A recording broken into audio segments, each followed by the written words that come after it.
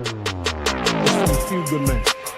This is I'm quoting Jack Nicholson's character, Colonel Jessup, when he says, when he was talking to Tom Cruise about getting the truth, and he says, "I have neither the time nor the inclination to explain myself to a man who rises and sleeps under the blanket of the very freedom that I provide, and then questions the manner in which I provide it.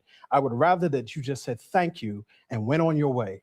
And that is the way I feel when I hear people, anybody basically under the age of 40, casting moral aspersions on the civil rights movement and saying what they would have done if they were in their position. We should just say thank you and go on our way. I'll never thank anybody for pushing communism ever. So that's your argument, and you're free to hold it. You said we were done. You said we were done. We'll see you next time. Thank you.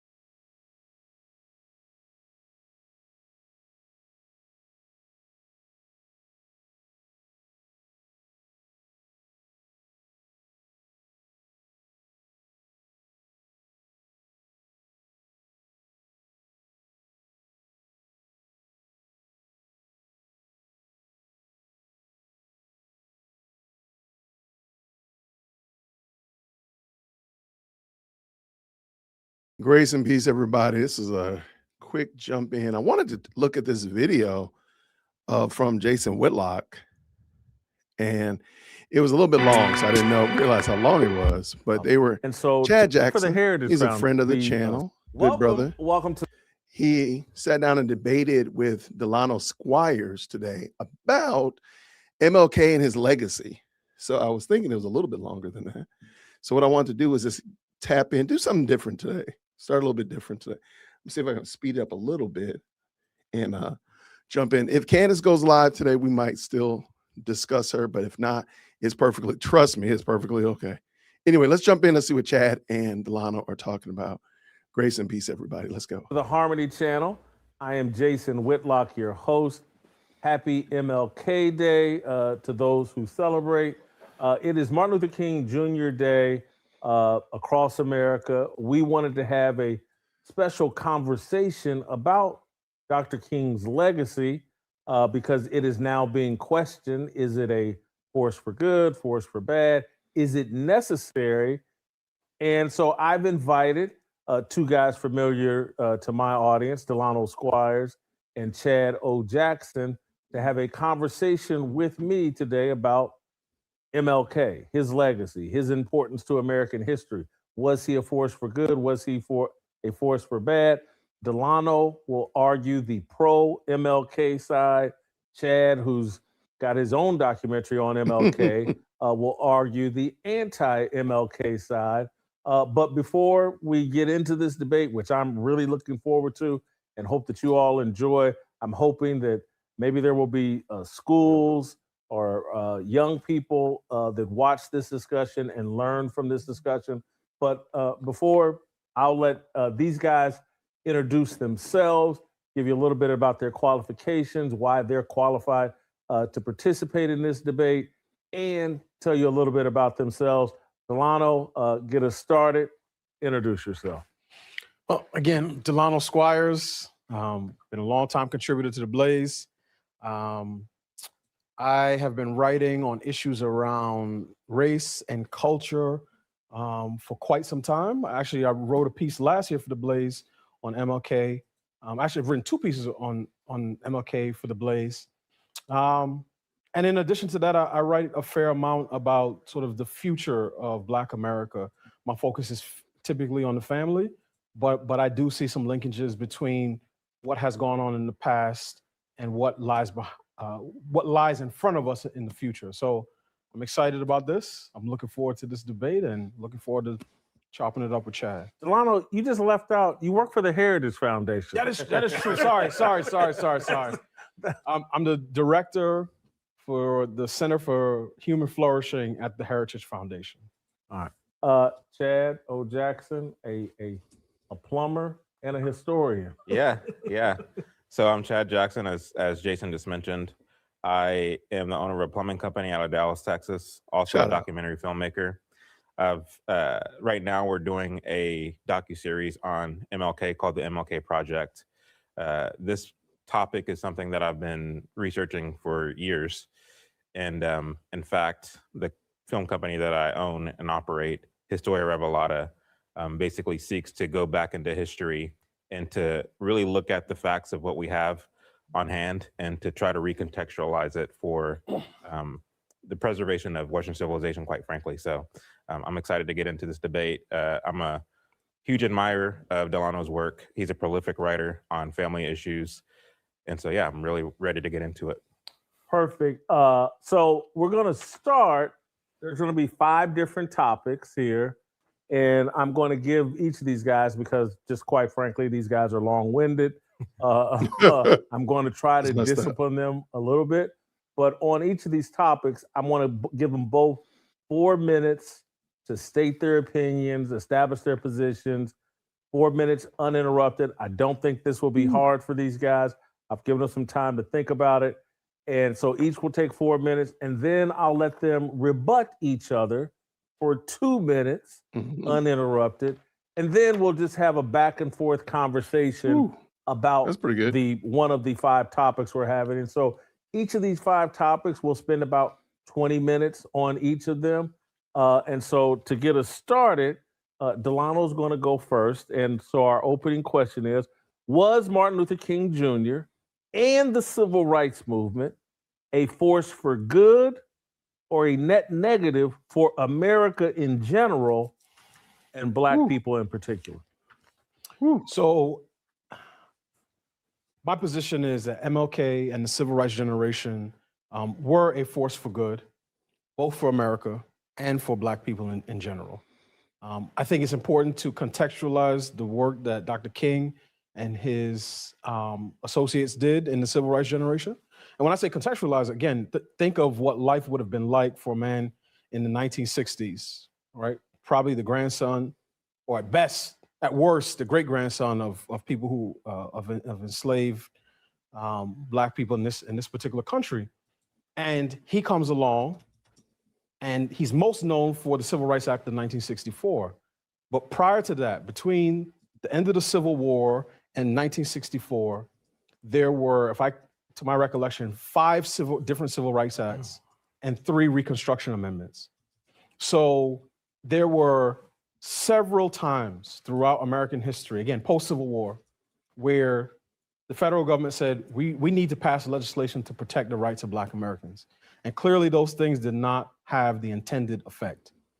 So my position is what Dr. King did, and again, his peers in that generation, was a force for good. I think one of the arguments is that, well, look at where the Black community is now and what people do. And I would say, to be fair, I believe Chad does this at times as well, is to say, Black America is in a worse position now than it was in 1965 as it relates to several different measures. I say first and foremost being the family. And because of that, we believe that the Civil Rights Act was a mistake. How civil rights were delivered to Black Americans, the process has led to damage within Black America. And again, I reject that position. And I'll put it simply this way. If you are a Black person who wants to go to school where you want, to live where you want, to shop where you want, to marry who you want, then you owe some debt of gratitude to the generation that came before you. So, I mean, that's my general position. And I think, again, this is consistent. The idea that there should be efforts to eradicate differences in treatment based on race is consistent both with our constitutional history and, history post 1776. Really quick, I just want to read a quick few lines. You got a minute and 19. Okay. Go ahead, yeah. A quick few lines from Justice Harlan. This is the dissent in Plessy versus Ferguson. He said, "In the eye of the law, there is in this country no superior, dominant ruling class of citizens. There is no caste here.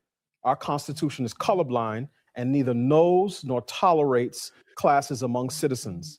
In respect of civil rights, all citizens are equal before the law. The humblest is the peer of the most powerful. The arbitrary separation of citizens on the basis of race while they are on a public highway is a badge of servitude wholly inconsistent with the civil freedom and the equality before the law established by the Constitution." This was in Plessy versus Ferguson. Brown versus Board of Ed overturned that particular decision. And again, he was the lone dissenter in Plessy. So I see King's work as a continuation of that thread from the Civil War, from the end of the Civil War through Reconstruction, that said, finally, we need laws in place that ensure that American citizens are no longer discriminated against based on race. Delano, good opening statement. Dad, I do want to, before you go, I want to advise you, you can rebut what Delano says after you give your opening statement. So your opening statement doesn't have to be a direct rebuttal to what Delano said. So let me restate the question. We'll restart the clock here. Was Martin Luther King Jr. and the Civil Rights Movement a force for good or a net negative for America in general and Black people in particular? All right, Chad, let's go. Well, the truth of the matter is that the Civil Rights Movement and King were not a force for good. Come on. Really what they were a force for federal expansion and the USSR propaganda. The USSR, the Soviet Union, literally called the Civil Rights Movement in America the strategic propaganda asset, because that's exactly what they were. When you look at King's organization, the Southern Christian Leadership Conference, there was a direct line and an indirect line of communication between them and the Soviet Union. This goes back to the 1930s under the FDR administration, where you had the National Negro Congress, which was started by a commission out of the FDR administration, and Joseph Stalin himself. A. Philip Randolph was the leader of that organization. And by the time you get to the 1960s, he would hand the baton off to Martin Luther King. And so there has always been communist infiltration in the Civil Rights Movement, and it didn't change under Martin Luther King's leadership. I argue that this is a force for bad and is a detriment to Black Americans and to America at large, insofar that the communist ideology is antithetical to our way of life. It's antithetical to genuine success. I know Delano writes a lot about family values. He writes a lot about conventional methods and means to becoming successful. Let's go. Communism is antithetical and downright hostile to those conventional means that my parents and grandparents and great-grandparents undertook to become successful. Whether you're talking about in rural Arkansas, whether you're talking about in rural Oklahoma, where my folks are from, or in Texas, where I live now. When you look at this notion of what Marxism breeds in terms of exploiting grievances, as Thomas Sowell documents, as well as the late Walter E. Williams and other scholars, you saw this kind of upward mobility, this upward trajectory on the part of colored people from the 19th century well into the 1940s and 50s. And then as this kind of cultural Marxist rhetoric, this kind of feel sorry for me grievance rhetoric began to take off with the help of the press on the part of the civil rights activists, you saw the spirit of embitterness really enter colored culture, what we now call Black culture. And that has had an adverse effect on, again, not only Black culture, but also the larger American society. And I'll end by saying this: when you look at the late Nikki Giovanni, who was a poet, a radical Marxist feminist, she said in an interview with James Baldwin that Black folks in America, she acknowledged this, Black folks in America have always been successful and have always had businesses. People can look this up on YouTube right now. She said that, however, my generation we were not good business people. We were good civil rights people.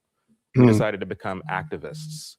And when you look at the fact that from around that time to today, you see this kind of widening of the disparities, gaps, and so on and so forth. And you see this kind of embracing this bitterness and the spirit of entitlement that we now have. And you look at what King was saying in the 1960s, along with people like James Baldwin and others, they were really instilling the spirit of bitterness. And this was part of the kind of Soviet propaganda program that they were implementing. And so, no, it was a complete detriment to the larger American society. We're good. Give it to him. Delano, Right. we'll restart the clock in 2 minutes. Delano, go ahead with your rebuttal. So I find it interesting when you asked Chad whether MLK was a force for good.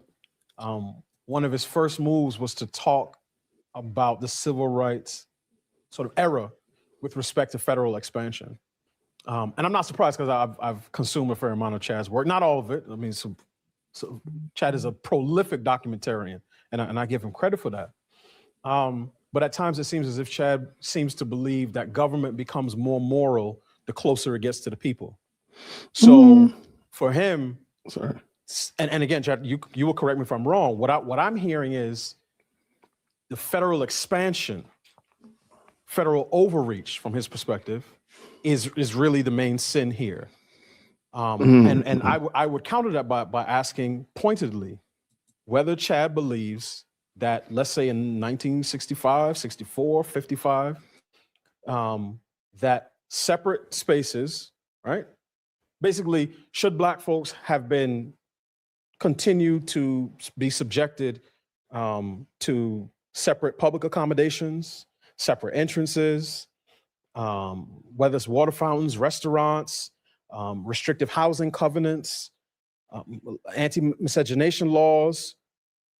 Chad, is your perspective that those things should have stayed in place until such time when the populace within a particular state said, we are ready to no longer discriminate against our Black citizens in the ways that we have been doing?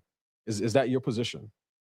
I'll articulate my position in a more elaborate way when I get a chance. Okay. I don't know if I can answer that in a simple yes or no, but with a gun to my head, I would say yes, because that's in keeping with what Booker T. Washington laid out, and that was actually yielding the fruit that it was desired to yield. So we can come back to that in the back and forth aspect of this. Okay. Delano, if you got Yeah, 20, shouldn't have did that. 30 more seconds, if you had anything else you wanted to rebut, or we can. No, we can go to Chad. It looks like he just wants to move right into the No. Back and forth, we got right. your time. which is fine. Reclaim your Let's time. Restart the clock, 2 minutes, and you can rebut what you heard from Delano.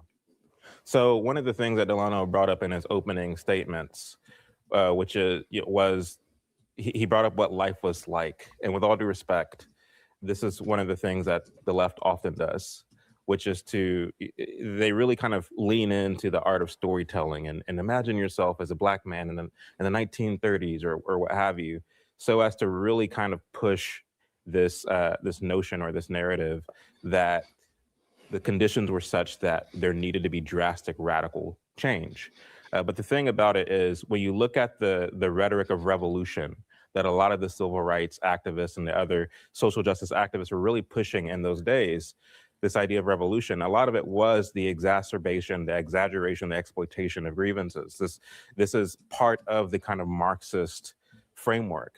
We try to find a grievance, we exploit it to the hills, and we try to get people riled up enough to where they then will take to the streets. It will cause unrest. It will cause this kind of destabilization phase. And out of that destabilization, people will cry out for the federal government to come in and do something about it. When you read Risa Galliabuff's book, she's a professor out of Virginia Law School. Look at what happened in Minnesota yesterday. She wrote a book called The Lost Promise of Civil Rights, and she's not ideologically on my side. She's a leftist, but she even makes the point that the civil rights division of the Justice Department was built for the purpose of government expansion, which goes back to the question that you had about, is it my view that the closer you get to the people, the more moral the government is? In a sense, yes. because the fact of the matter is we are a country made up of diverse people with diverse backgrounds and diverse beliefs.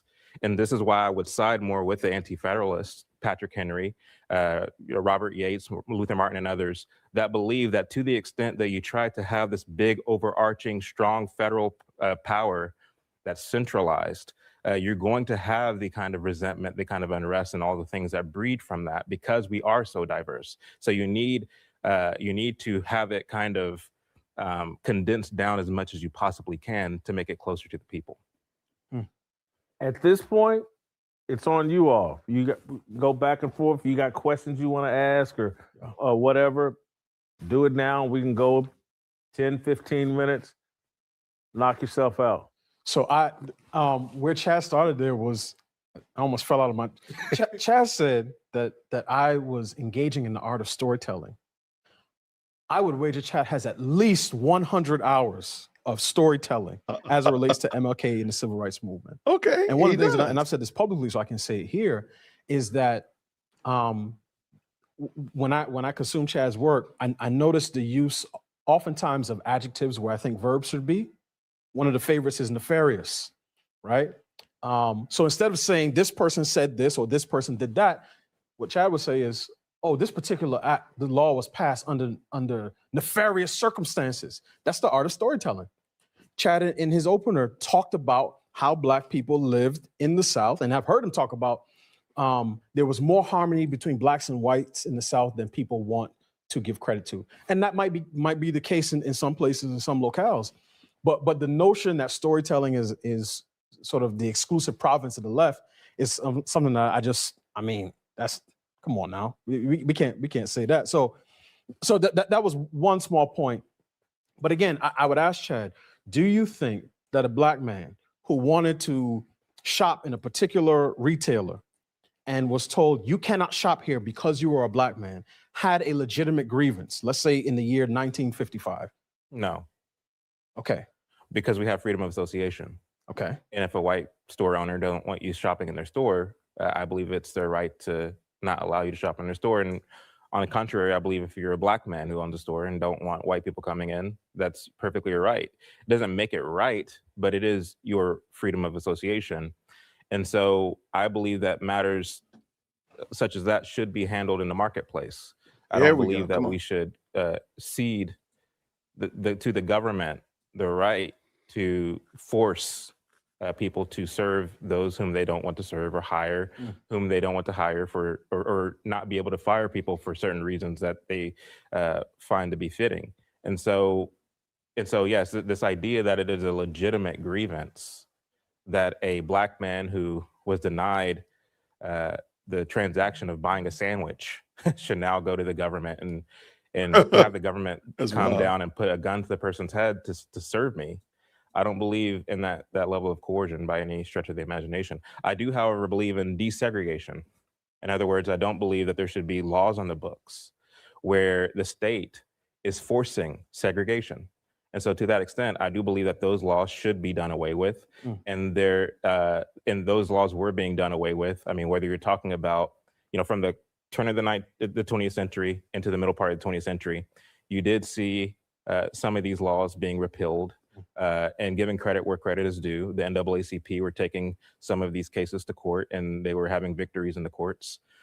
But then a lot of it too was through people coming together on the ground level, having nothing to do with the government at all.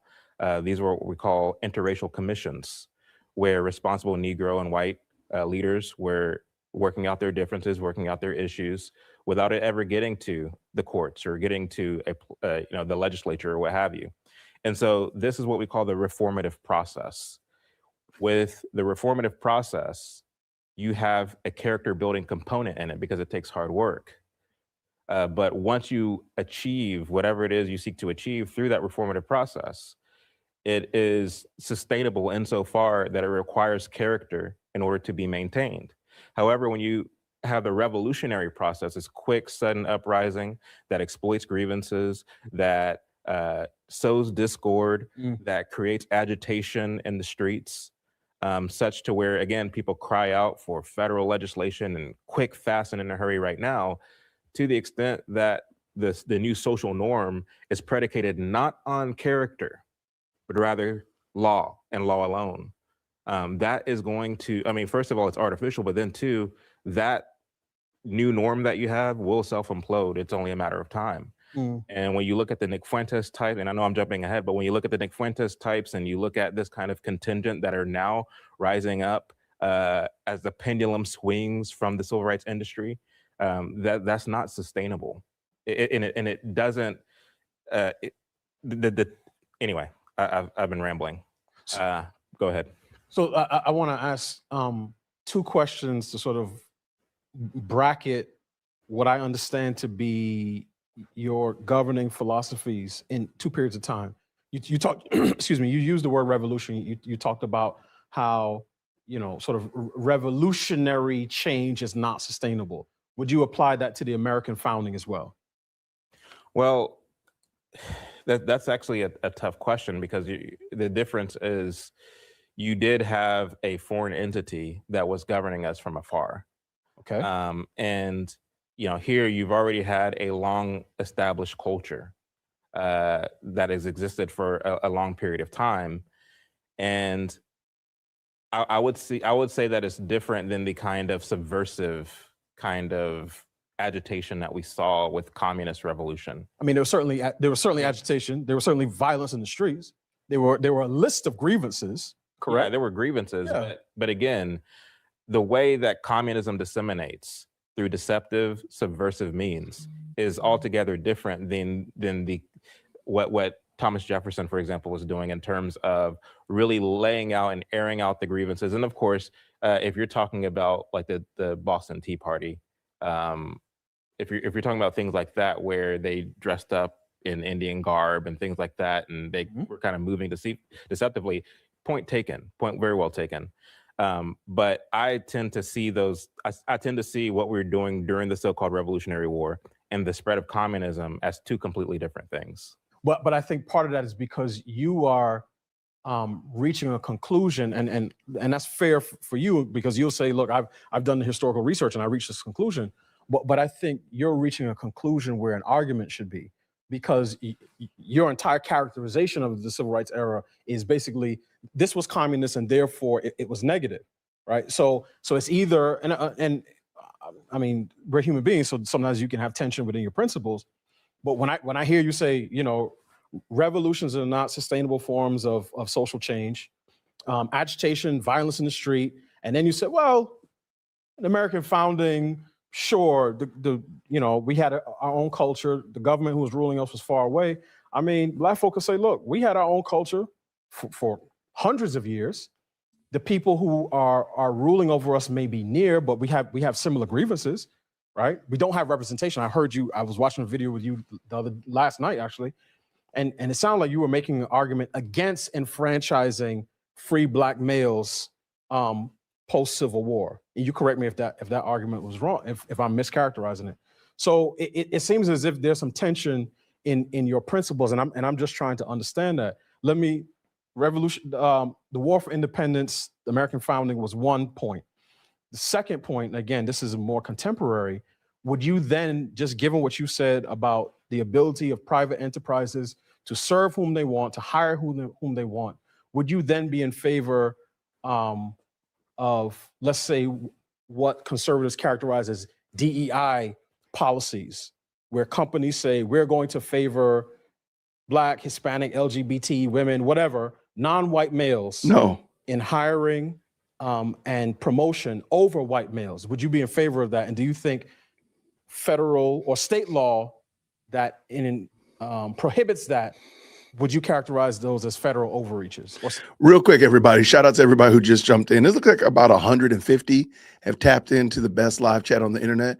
We are watching Chad O. Jackson in the tie and Delano Squires. They're debating the legacy of MLK Jr. Fantastic conversation. And I just wanted to show you just how wonderful it is for two gentlemen to disagree on something that's pretty contentious. And well, nobody's cussing, nobody's fighting, nobody's throwing anything of that nature. It's just a good quality debate, good quality sharing of minds. So I just wanted y'all to see that. It's on the Blaze Network. I'll also leave the link to it down in the chat. Everybody, thank y'all so much. Let's go. Or government overreaches. I want to try to reframe your question to understand it better. Okay. So are you asking, is it okay for a private organization, entity, school, company to have DEI policies? Is that what you're asking? No, I want to put a finer point on it. When I say DEI, because people mean different things when they string those three letters together. I'm talking specifically, if Coca-Cola in 1954 said, we're not hiring Negroes, if we have Negroes, they bring the sodas into the restaurant and then they go on about their business. It sounds as if your position would be Coca-Cola has a right to do that. If Coca-Cola in 2026 says, we're not hiring any more white dudes, to the extent that we have white dudes in this company, they will no longer get promotions. And when we have internal meetings, the people of color go in one room and the white people go in another room. I'm asking, would you be okay with that? Constitutionally speaking, it's their right. Coca-Cola has a right to do what Coca-Cola wants to do. I might not like it. My neighbor might not like it, but I have nothing to do with Coca-Cola. I didn't put in the blood, sweat, and tears to build Coca-Cola. Therefore, what my opinion is, whether as a voter or just as a man on the streets, should have no bearing over, on what they do.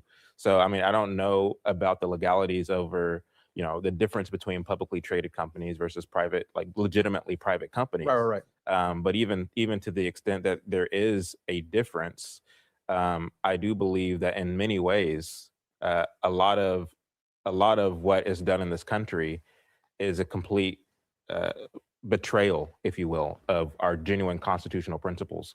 And so speaking in terms of constitutional intent and the freedom of association, I don't believe, I do believe that Coca-Cola should have a right to run their business, how they wish to run their business. And the decision as to whether they will stay in business or how well they'll do as a business should be left to the free market. So then let's say the conservative activists, and I'm asking these questions because again, I'm making parallels and also I'm trying to true up the scales because I want to understand sort of the principles that undergird your argument. So conservative activists would say this is anti-white discrimination and this should be eliminated using the force of law. You would say would you characterize those people as agitators in the same way you would, sort of 1960s or civil rights protesters or? Yeah, I mean, I do that all the time. Okay. And this is why, again, I don't really have a political home. I'm neither a Republican or a Democrat because I believe in the true intent and the true edicts of the Constitution. If up to me, we would even go back before the Constitution to the Confederation of States, quite frankly. But I don't believe in this kind of, I don't like this thing happening in society. Let us run to the government and have them do something about it. I don't like that because to the extent that you do that, it becomes this ever expanding thing. And again, you can't do that when you have a country so large as ours, so diverse as ours. I mean, Texas is not the same as Tennessee, it's not the same as Georgia, it's not the same as New York. We are so, and even within states, you have different towns and different cities and different counties. You have rural areas and metropolitan areas. We're so different. And so to have this kind of, I don't like this, let us now take it to the courts, let us now take it to the feds and have them do something about it. We seek safety and security in big government, and that's the part that I don't like. And so whether it's Republicans doing it or whether it's Democrats doing it, I don't like it either way. But what I am saying though is that when you look at the civil rights movement, when you look at a lot of the social justice movements over the course of the 20th century, they were doing it better than anyone.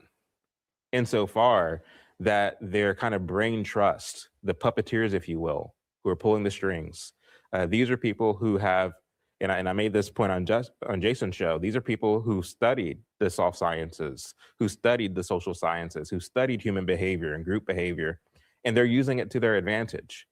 I mean, when you look at, for example, in the USSR and how they were developing these ideas and developing these means of population control and controlling of public opinion, so on and so forth, where you look at the fact that they wanted to imperialize their ideology throughout the world through the domino effect, and wanted to do so in a way that doesn't really require having to pick up a gun against a nation.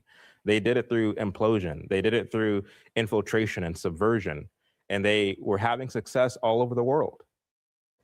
The problem in the United States is that you had, by and large, a kind of church-going people, especially in the South. Negroes were heavily church-going, as you well know. And so this created a kind of captive audience. In the 1930s, of course, you had the Communist Party resolve to infiltrate the church.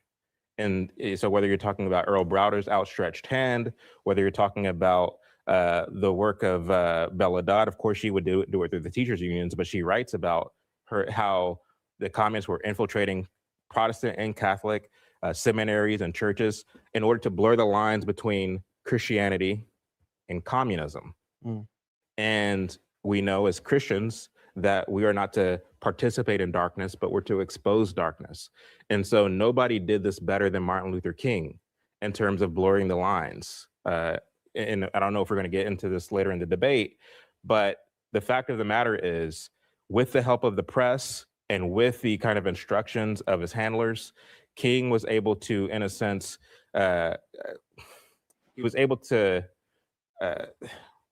what's the word I want to use here? He was able to kind of collectivize the people through charisma and through his kind of charm and through his oratory and through his speeches, which sounded like one thing, but if you go back and listen to those speeches and you know what you're listening to, you're going to hear something completely different. And what this did is it kind of knocked us off our square, as it were, and it caused particularly the young Black radicals who were deviating from the kind of trajectory laid forth for them by their parents and grandparents. What it did was it kind of caused a lot of people to adopt this mentality that the way to be successful is through agitative means, is through revolution. And as a result of this, you saw this kind of downward trajectory. Go ahead. Last one, and we got to move on. It's interesting because on one hand, you will point to government overreach as the problem, right?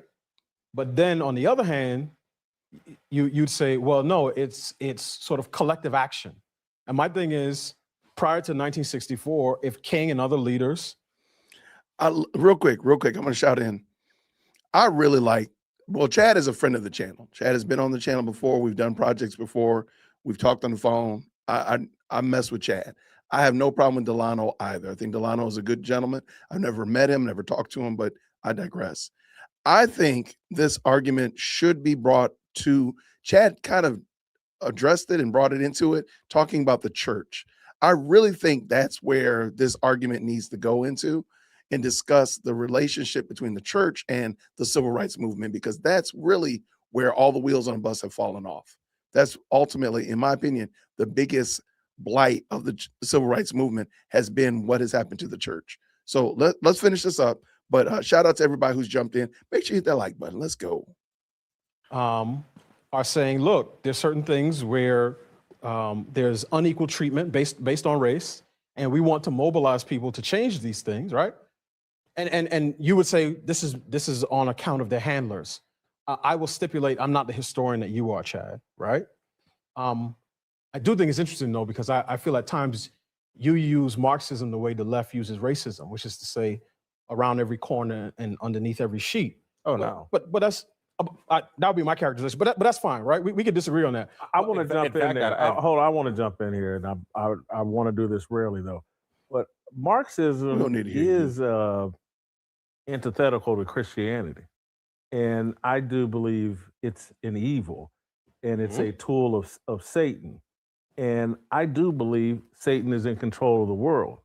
And so I don't think it's a conspiracy theory to think, oh, Marxism and that ideology is around every corner, because that's Satan. And so it's like when I'm listening to this debate, and again, I'm hearing Chad on a completely different level. I've had conversations, had you on, but Delano's forcing you to go a cut deeper. And it's like, this man, and I'm not, but I'm just telling you my real reaction, and I'm sorry for jumping in here, but it's like, this man is sitting over it. Nope, God is my sole provider, period, end of story.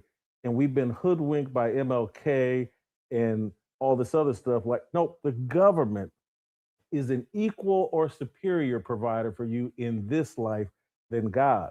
And it's like this discussion and what you're bringing out of chat very fascinating to me. But I will say, like, when I hear people like Marxism, the devil, Satan, things trying to move you away from God being your sole provider, it is around every corner. That's not a conspiracy theory, in my view. Well, I would obviously I would make the argument that, and let me not use the word racism because it's so loaded, but I would argue that partiality, I'll use a biblical term, based on ethnicity is also a sin. Biblical. Now we can debate which one is a greater sin. What I would certainly argue is that in this country, Marxism is the enemy at the door, and racism is the monster under the bed. We're not Cuba. We haven't had Fidel Castro for 40 plus years. So the idea that, oh no, hold on, I just want to follow you through here. You said racism is under the bed. You mean partiality is what you love? Correct. Ethnic partiality is inside the house already. It's not something that has to be fought off from the outside, right? So I just I wanted. I don't understand. Well, let me finish the point that I was going to make, which is I get your point about government overreach, but a charismatic leader galvanizing people who want to follow him, because you can only be a leader if you have people following you, to change hearts and minds. How is that also evil?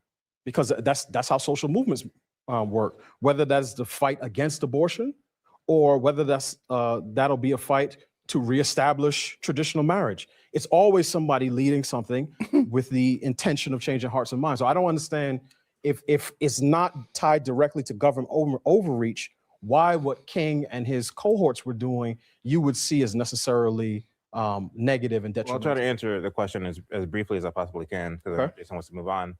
But what I recommend people do, and I think I mentioned this on Jason's show before, so pardon me if I'm being redundant here, but what I recommend people do is go and read a book by Walter Lippmann, written in 1921, 1922, called Public Opinion. And in it, he lays out exactly what King would later do when it comes to galvanizing the public, because that's the thing, in a democracy or in a constitutional republic, the way that you have social change is through social movements, right?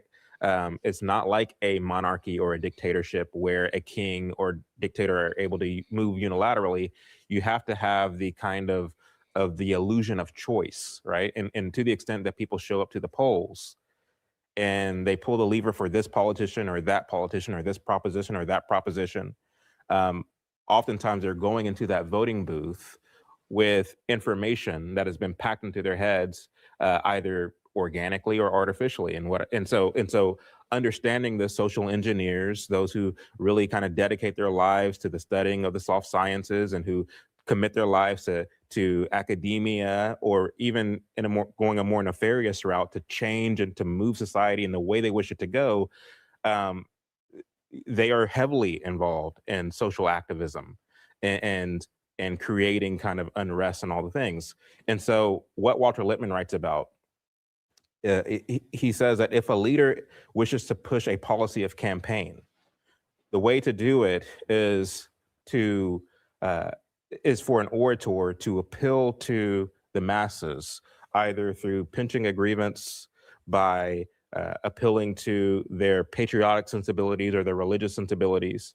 And to the extent that an orator is able to do that well, the masses will move in towards him and demand a policy of campaign. And that policy of campaign doesn't always have to coincide with the rhetoric that they used in the inception. It can be completely detached from it. Such is the case when it comes to Martin Luther King. When you look at the I Have a Dream speech, for example, and he's talking about, I have a dream that one day, my 4 little children will be judged not by the color of their skin, but by the content of their character. It seems like what he's offering is a meritocratic view, a meritocratic vision that everybody can get behind. Who can deny that? But the reality of it is, if you go back and you actually listen to that speech, because Delano, you and I, we've heard this speech growing up in school every year. I've heard it twice a year. once during, in the weekend going into the Martin Luther King Day, but then two you'd hear in February during Black History Month. Mm-hmm. And even though we've heard the speech, we've never actually heard the speech, right? He's saying that that if America thinks that the Negro will go back to business as usual after the summer of 1963, where we saw a number of riots, then you're in for a rude awakening. He says that the whirlwinds of revolt will continue to rock this nation until the Negro gets his due justice. So he's using this very threatening language, and he's kind of talking out of both sides of his mouth. And he says that the Negro will never be free until justice rolls down like waters. He's using all this language, and he's using this kind of open-ended fallacy. And he says, one day we'll be free at last, thank God Almighty, we'll be free at last, right? So he delivers a speech. It becomes an instant classic. And right before he dies, he gives what's called the mountaintop speech. And he's talking about the promised land. Again, this coincides with the I Have a Dream speech. Mm-hmm. And he says, one day we'll get there. I may not get there with you, but we as a people will get to the promised land. The promised land that he's referring to is socialism, is Marxism. You're saying that based on what? I'm saying that based on his own papers, his own writings. I mean, he wrote to Coretta Scott Yes. while they were in college that he envisioned a day where there will be a nationalization of industry. And he's writing about all these different things that are quintessentially Marxist. Now, he says that he isn't a Marxist, but you have to understand that he was going to school at the time. I'm gonna put a pause on it. Yes. I'm gonna put, because you're talking next, and we're moving to a different topic that leads right into what you're talking about. Okay. And so the question is, was long-winded. MLK Jr. a socialist, a Marxist, or just a critic of the ills of capitalism? He was an avowed, well, not avowed. Let me not say that. He was a sneaky Marxist. Let me just say it that way. People have to understand, if you are looking for Martin Luther King to say in writing or out of his own mouth, I am a communist, you'll be hard pressed to find that. And so it seems to me, Delano, with all due respect, that that's exactly what you're looking for. And I say that because I've seen some of the things that you have, some of the things that you wrote for The Blaze. Mm-hmm. I've seen some of your tweets, and it seems like that's what you're looking for. You're looking for King saying out of his mouth, I'm a Marxist or I'm a communist. But the reality of it is we were dealing with a Cold War. We were dealing with a war of ideas where the American people, by and large, were antithetical to communism. You can't just come out and say you're a communist and think that you're going to have any kind of success. And so what they did, King in particular, he went to a school called Crozer Theological Seminary, which was overrun by communist professors. And what's interesting is that by the time Was King— that here in Tennessee? Yes. Well, no, that was in Pennsylvania. Crozer Theological Seminary was in Pennsylvania. He would later go to a communist training school in Tennessee called Highlander Folk School. Yeah. But King, he went to the school. It was overrun by these professors who were teaching the social gospel, which is a counterfeit gospel. That is to say, it's not the gospel at all. That was popularized by Walter Rauschenbusch in the late 1900s.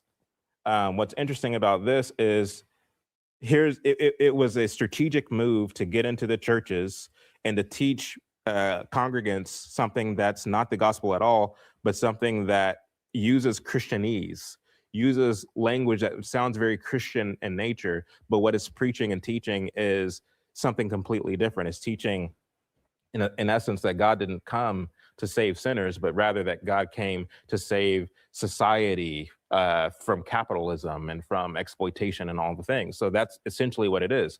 You'll notice that every time King preached a sermon, he wasn't actually calling people to repentance. He was talking about, he was talking about basically the tenets of the social gospel. So he would learn about not only the social gospel, but also the Hegelian dialectic. In a sense, King was taught to basically mask his communist sensibilities behind the social gospel. And he would say things like, this is the gospel that I will preach to the world, referring to the nationalization of industry, radical redistribution of wealth, a guaranteed annual income, which was all kind of part of this I want to say Hegelian, but I guess what I mean to say is this Fabian kind of incremental march through the institutions. That's what King envisioned, and that's what he set out to implement. And he would implement it with success. He partnered with Bayard Rustin, who was a active member of the Communist Party who worked with the Young Communist League. It seems like I'm going fast because I'm trying to cram all this into whatever time I have left. We'll have plenty after. But he worked with also Stanley Levison, who was a financier for the Communist Party. These were his handlers. These are the ones, Stanley Levison in particular, would give King directives like, hey, go to Ghana to celebrate the independence of Kwame Nkrumah, who's a new leader of the dictator of Ghana. He would send him to various churches throughout the country, really pushing and teaching this message, trying to galvanize people, trying to collectivize people for the movement, which most folks were completely unaware that it was in fact a communist plot. Chad, will pause here. Delano, I will remind you on this part, just want you to answer the question, not directly rebut Chad or use Chad as the rebuttal. Was MLK Jr. a socialist, a Marxist, or just a critic of the ills of capitalism? At the very least, he was the last one, which is a critic of the ills of capitalism. And again, just for context, in King's day in the South, the median occupation for a Black woman was a domestic. In 1959, the Black poverty rate, this is according to the US Census Bureau, was about 40%, right? So yes, was there a growing and burgeoning Black middle class? Absolutely. There've been, Black dentists and doctors and debutantes and people on Martha's Vineyard for a long time. That wasn't sort of the overall condition of Black America, and certainly not in parts of the South. But for me, it's important. If you're going to ask me about someone's ideology, right? One, I think we should define terms. So really quick, when I think, and I won't go through sort of the long dictionary definition of Marxism, I'll just give a couple of markers or things that typically characterize a Marxist. Class struggle, classless societies, abolition of family, rejection of religion, revolution of the elites, revolution of the working class, obviously the proletariat against the elites, the bourgeoisie.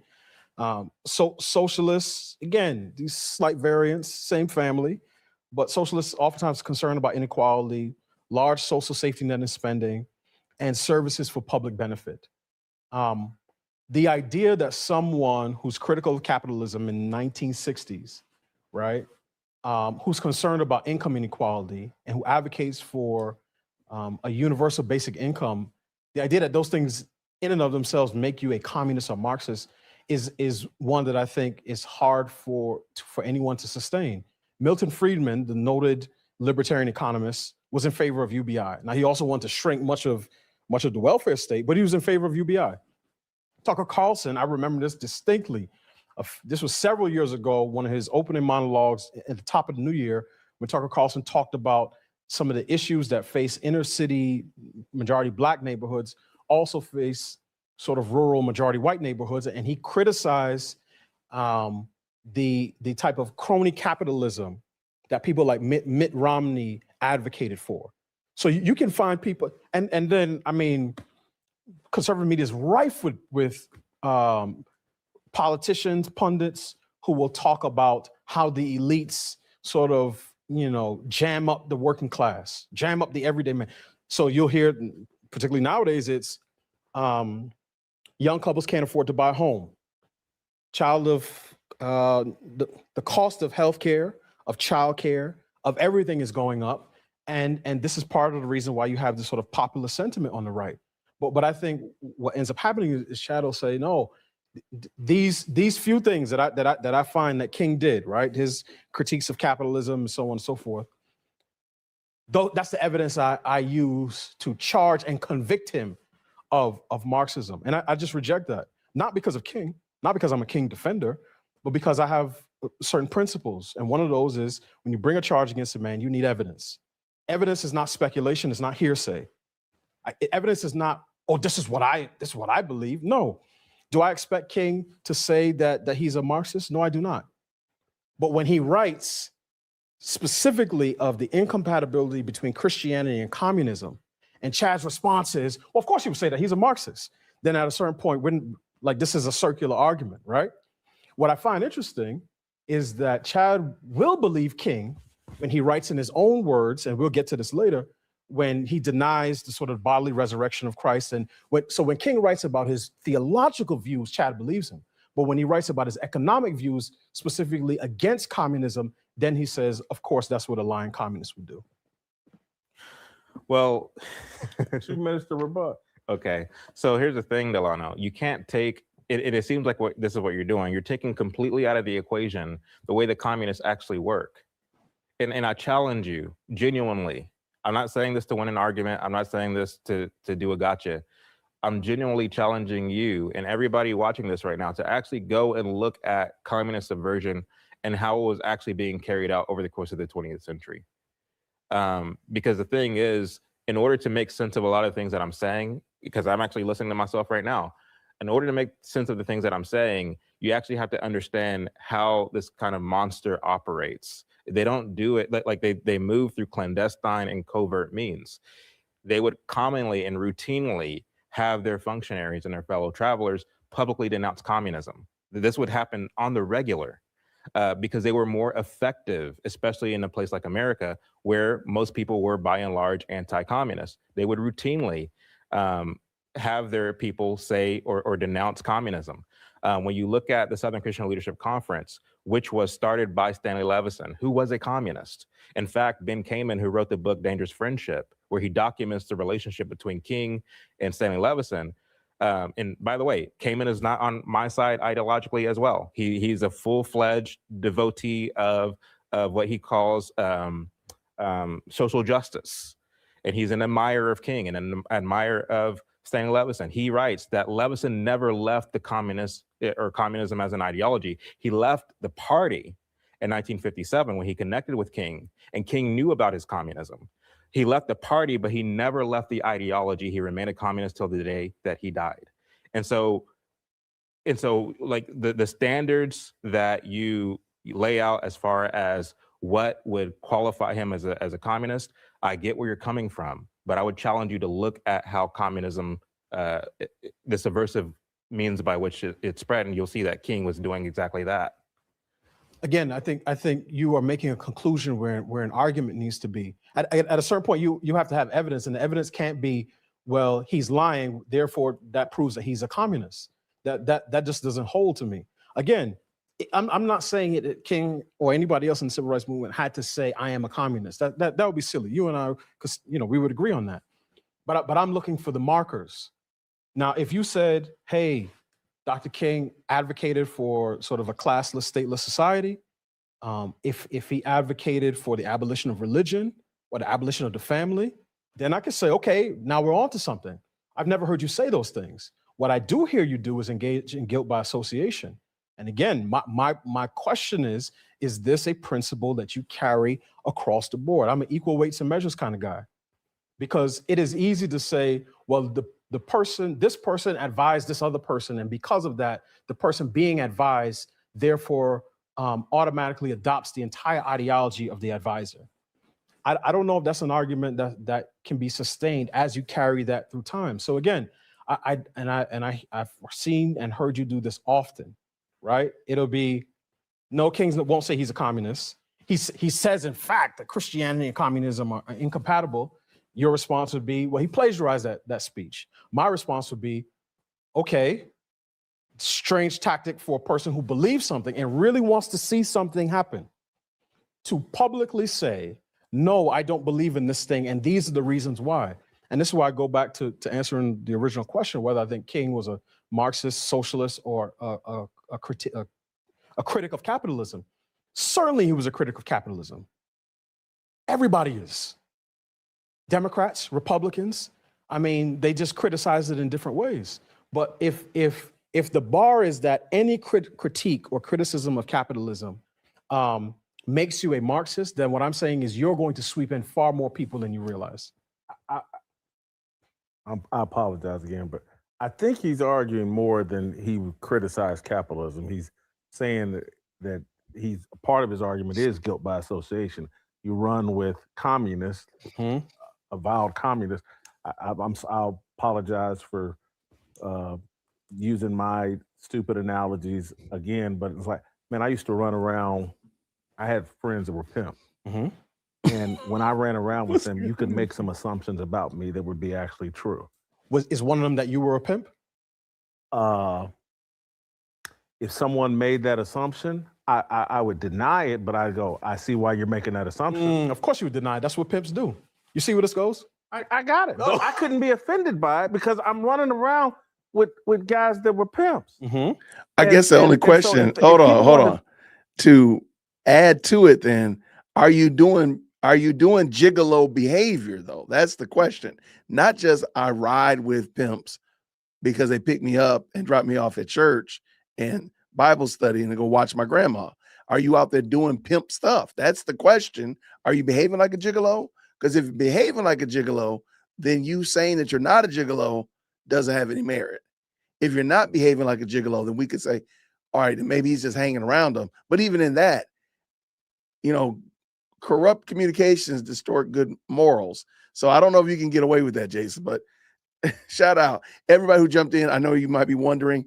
I wanted to bring on this debate that Chad O. Jackson, the gentleman in the tie, and Delano Squires had on the Jason Whitlock show just literally today about the history and legacy of MLK. It was really informative. Thought it gave a lot of insight about where these young men land. I'll leave the link to it down in the description as well. And people are asking, are we going to talk about Candy? If y'all want to, we'll do. Candy's going hot at 5 o'clock. We'll be back. So this debate is actually really long. So we might actually interject, add Candy, and then use this as a palate cleanse afterwards. So let's get back to it. Grace and peace, everybody. Hit that like button. Draw all kinds of conclusions about me because of that and what I think about Behavior. What I thought about prostitution and all that other stuff. Like Whitlock must be in support of prostitution. He runs around with pimps.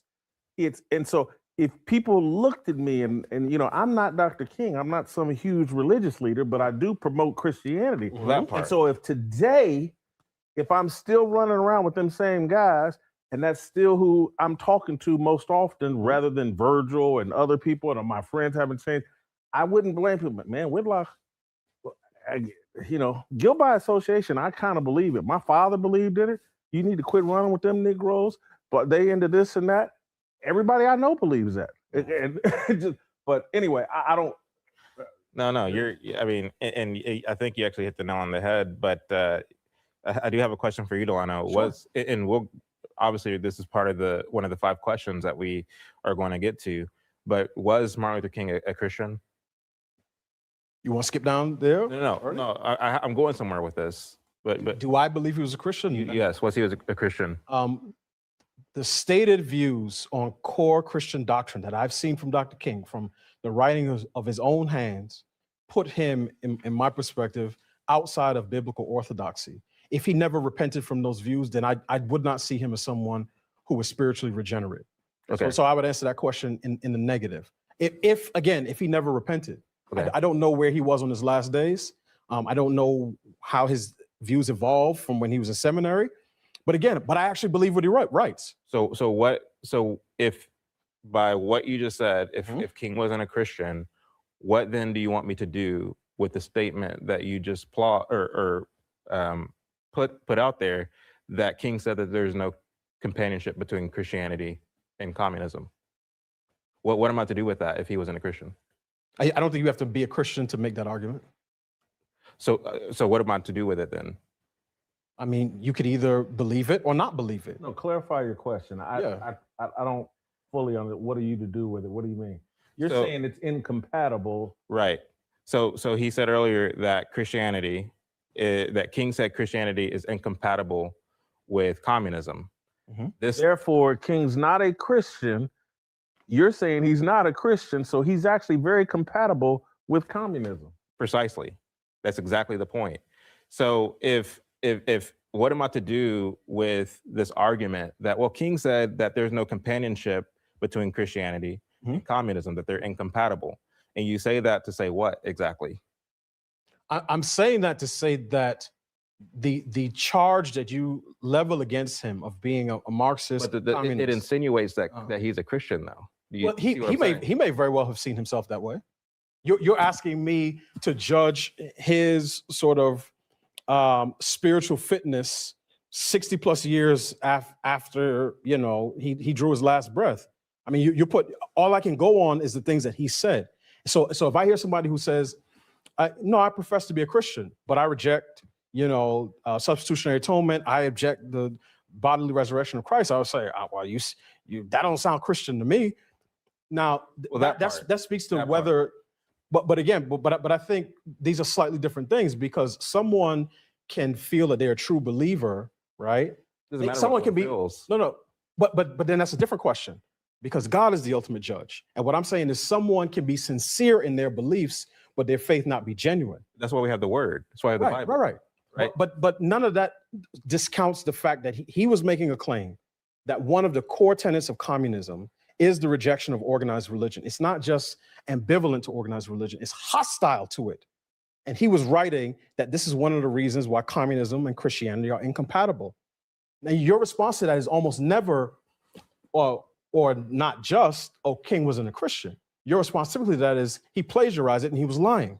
But what I'm saying is, when King writes about his theological views, which you and I would both argue put him outside of biblical orthodoxy, those things you believe.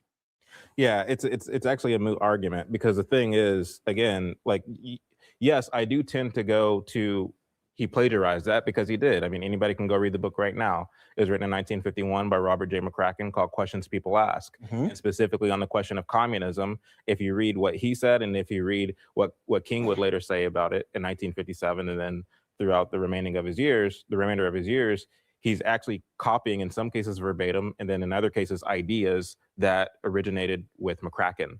And so that's a disingenuous piece as far as I'm concerned, because when you look at the fact that communists are utilitarians, and not only that, they lift ideas and they lift talking points and slogans from all over the place. It's kind of like an amalgamation of different things to kind of get into the good graces of the people. That is in fact the ultimate goal. Let me say the thing that's going to resonate with the most people to then push a sinister agenda. That's part of their framework. That's part of what they do. Lenin himself said that it's not above us to lie, to steal, to do whatever we can, so long as we can push our goal, push our agenda. And of course, I'm paraphrasing him. But again, King was part of this kind of this framework, is part of this kind of milieu. And to say, Delano, I'm going to put this out there one last time, to say, well, King said that communism and Christianity are incompatible. The insinuation when such an argument is made that King himself was a Christian, therefore, he was saying that there's no way that he can actually have companionship with communists. There's no way that he can actually have camaraderie with people who possess or who hold to, or who are devotees to the communist ideology or the communist agenda. That's the insinuation that's being made. And so that's the reason why this kind of association piece is important.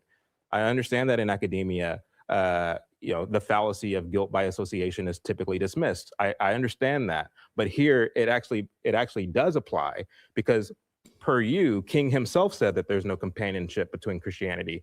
There's no compatibility between Christianity and communism. So why is it that the number one financier of the Communist Party and of Soviet action in America, why is that the leader, or basically your most trusted advisor? You don't have to take my word for it. Again, go read Dangerous Friendship. Again, somebody who's not ideologically on my side wrote the book. You can actually get into the kind of inner circle, the kind of inner conversations between the two of them. Why is it? According to the most recently released FBI files, you find that there's a line of communication between the SELC and the USSR, communicating by way of Soviet intelligence assets, communicating by way of intermediaries. Why is there that connection there? And again, King knew about this. It wasn't as though he was just this hopeless, this blind, deaf, and dumb puppet who didn't know anything. Blind, deaf, and dumb is crazy. You know what I mean? He understood the connections that Levison had, and that's exactly why he was so willing to trust him as an advisor. Go where he said go, do what he say do, say what he said say. So he was a puppet. I mean, that's he was a puppet, but he wasn't a blind puppet. He was fully aware of what was going on. In any of these FBI communications, do we have Dr. King on record as, again, stating he either wants to abolish the family, abolish organized religion, a complete federalization of industry, a classless or stateless society? Is there any evidence of that in the secret, not the public, in the secret communications? Well, MLK received the first Margaret Sanger Award, and we know what Margaret Sanger was about, for the Negro Project. So sure, he might not have been open about it, but definitely a lot of people believed in him. Let's go. Yes, of course.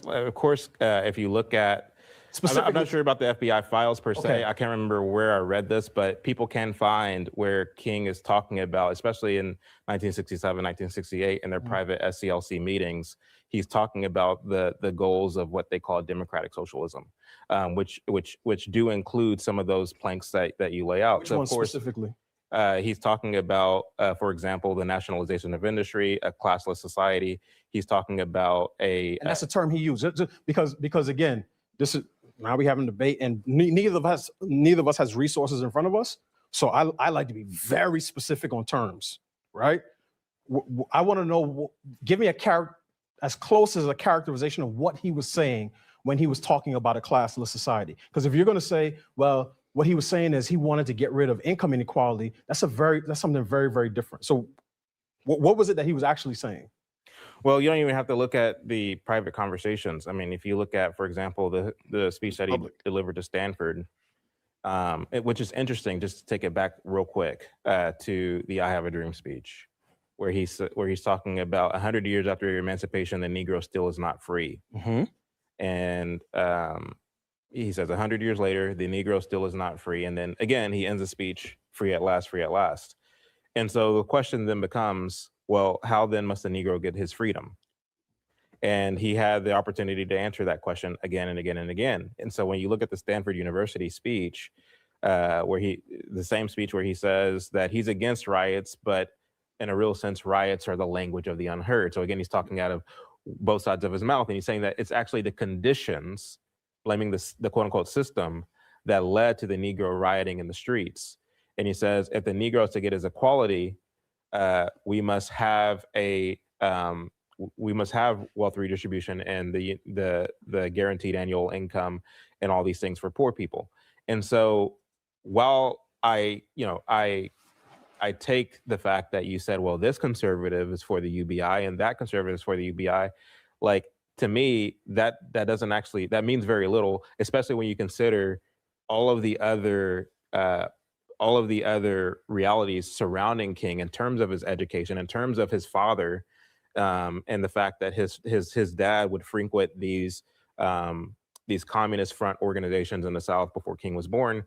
He was part of, again, this framework and this milieu. When you consider, again, the interaction and the correspondence, much of which are available right now in the King papers. I think there's 7 or 8 volumes of them. Mm-hmm. When you consider, again, who were his most trusted advisors, not his associates, but his advisors, most trusted advisors who did have the communist ties. And when you look at the way, again, that communist functioned throughout the Cold War in terms of their fellow travelers, in terms of their dupes of subversion, in terms of their functionaries, in terms of, I forget the other 2 categories that they put you in.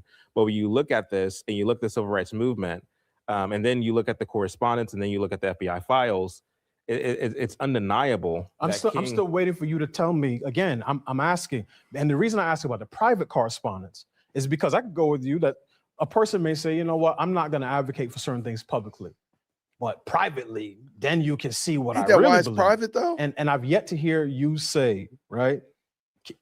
King was saying again, I'm looking at some of the markers, particularly of Marxism.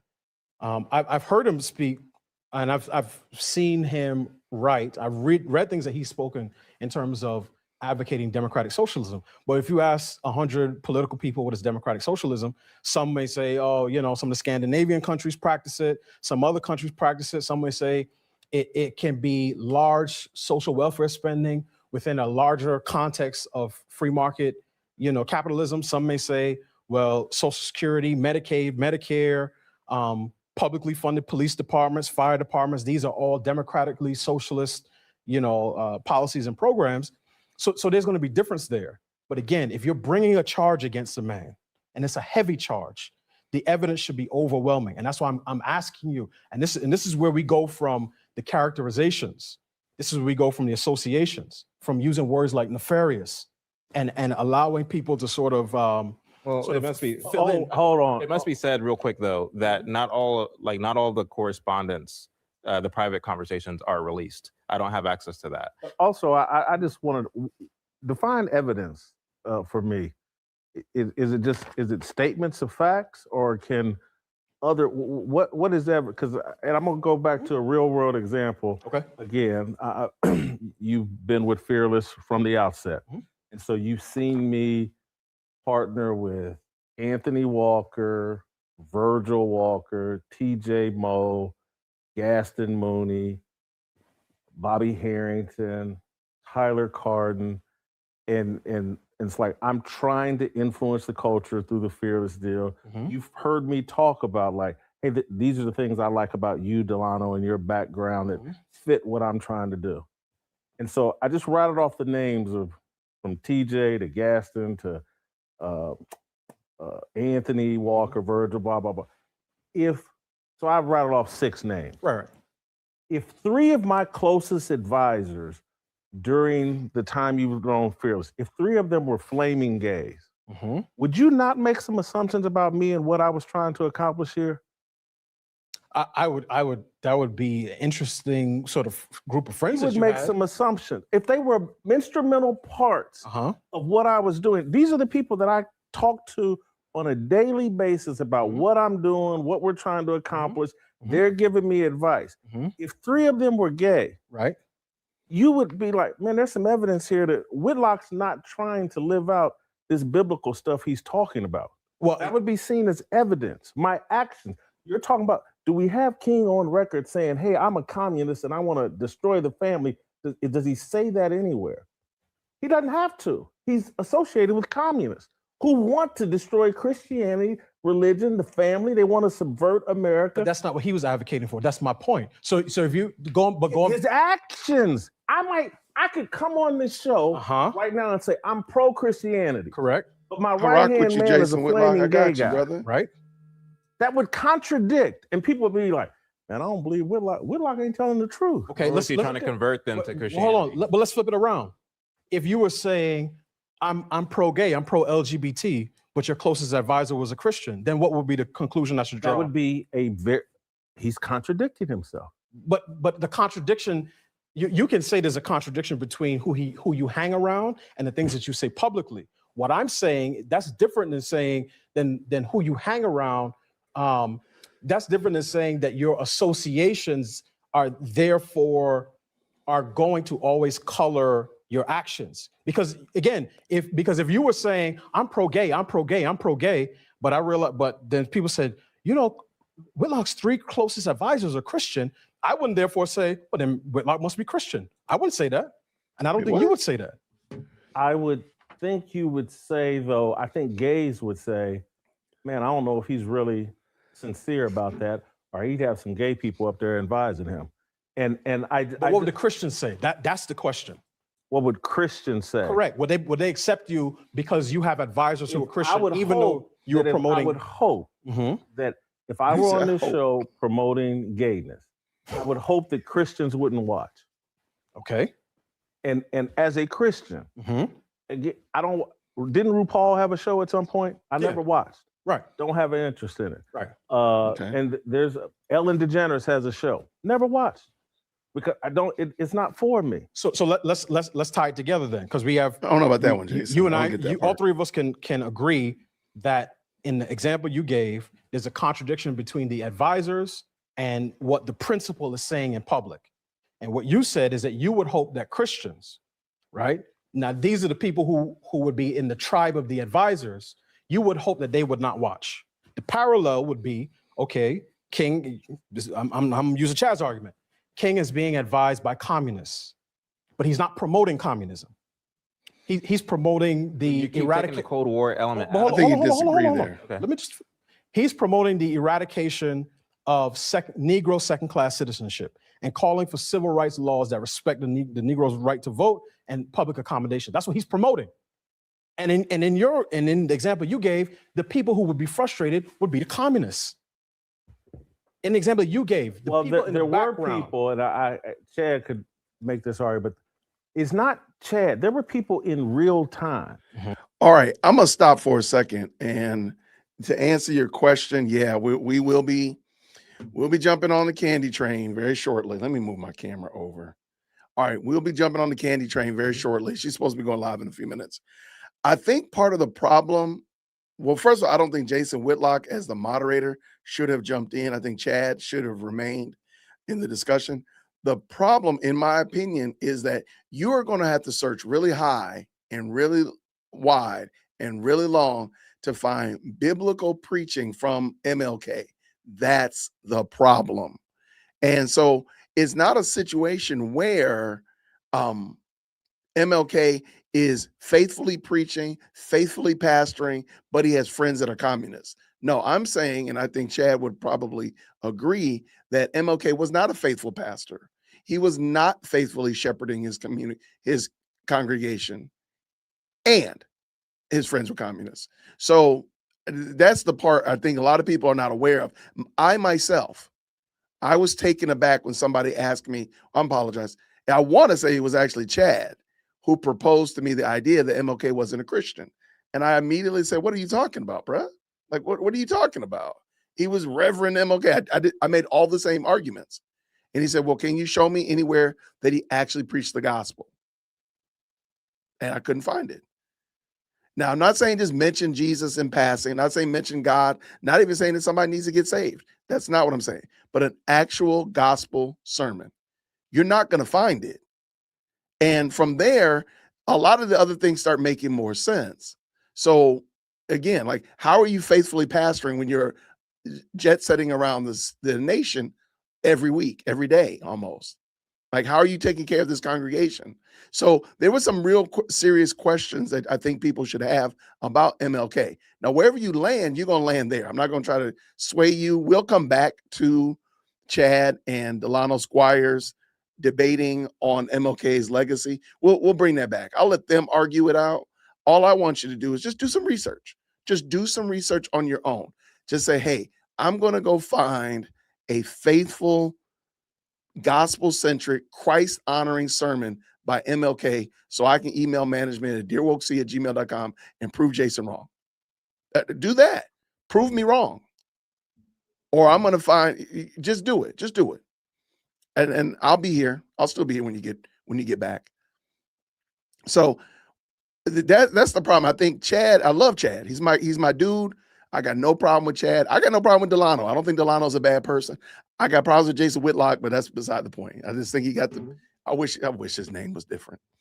But the issue that I think is on the table is that we're not looking at this we're looking at this from the world looking out, and we should be looking from the church looking out. And from there, from the scriptures, even more importantly than that, from the scriptures looking out, would MLK fall under the guise of a Christian? I think you'd honestly, you'd be hard pressed to make that argument. I know. So I know there's a lot of people who disagree with me. Okay, dearwokec@gmail.com. Okay, whatever. It is what it is. I'm not here to try to change your mind on the matter. I will say this though, your girl, I'm assuming that we got the audio fixed. I did a couple tests yesterday. I believe I found the problem. When we get done with Candace, I'm gonna probably let her talk a whole lot more today. I'm not gonna try to stop a whole lot. I don't know really what she's gonna talk about, but what I'll do is try to end this so we can get back and finish up that, or maybe we'll do that tomorrow. We can finish that tomorrow. I would say start with the MLK papers.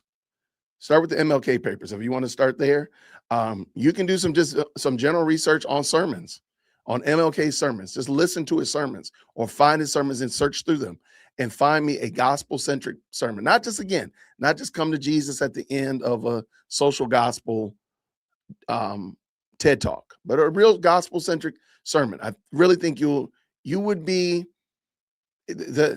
surprised. I'll just say it like that. You'll be surprised how hard you're gonna have to find something that sounds like is a gospel-centric sermon from Reverend Dr. Martin Luther King Jr. My name is Jason. So I appreciate y'all. Thank y'all so much to the 221 that already jumped up in here. Thank y'all so much. Please make sure you hit that like button. It means a lot. It helps out a lot. If you haven't already subscribed, go ahead and subscribe. If you are subscribed, double check that you haven't been inadvertently unsubscribed and anything of that nature. I don't want that to happen to you, to my people. So looking at your girl, she's going to be talking about the wolf of finance. He's been getting shellacked on Twitter, so she's got to jump out there, which tends to be the case. People who support Candace tend to have to Candace has to come in and provide air support because it's just not going to work any other way. It's like she has to come in and support them because otherwise their tails, again, look at Mitch, look at Wolf of Finance, look at others whom have come in for her to support her, and they themselves are found wanton, only for her to have to come in and provide air support. And again, air support that is blanks. I love it. I love it. So I got her queued up. So you got the audio loud. We're gonna see tonight. I believe we fixed the audio issue, so it won't be low anymore. So y'all, pray there.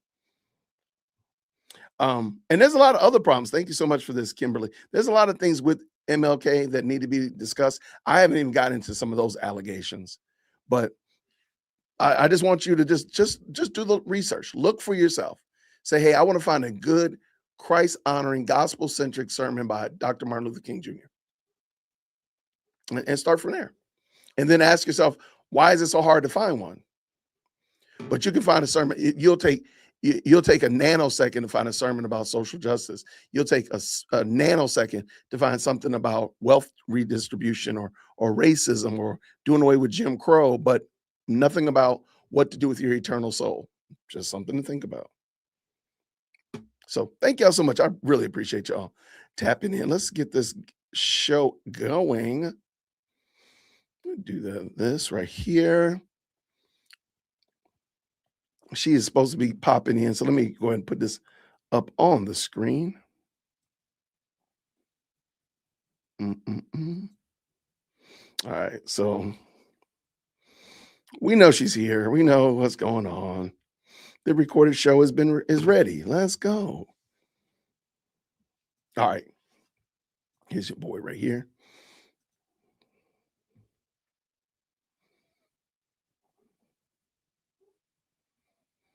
Oh, I didn't even do bingo today. Ay. I'm sorry. I didn't even do bingo. I got time to pull that up. I didn't even put the bingo board on there today. I'm not, you know why? Because I want to make sure this doesn't go like super long in the extra innings. Then y'all go with this bingo. That's what I get. All right, let me pull it in real quick. I got time.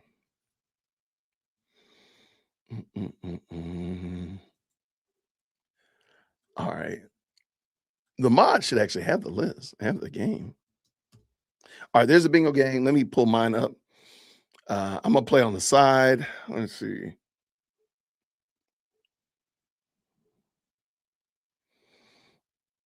All right, I got a good bingo board. I know I'm feeling it today. Ooh, I don't know. This one might be tough because this looks like it's got a lot of stuff in here. Oh, I definitely got to get rid of some of these. I got to clean this up now. All right, so my bingo board again. I need to clean this. I need to go through and clean this up. Vibes, Bible reference, Erica Feds, Ben Shapiro, Planes, Betrayal, Israel, Tip Line shout out.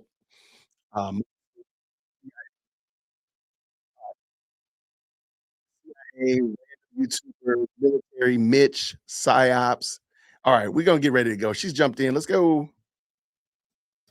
we found out something stunning about Dan Flood that apparently everybody missed. And this is actually potentially a game changer, Everything's or a game rather, changer. it might reveal how the entire game works. It makes Oh, my perfect sense now gosh. to me that the feds are doing The nothing feds. to investigate Charlie Kirk's assassination.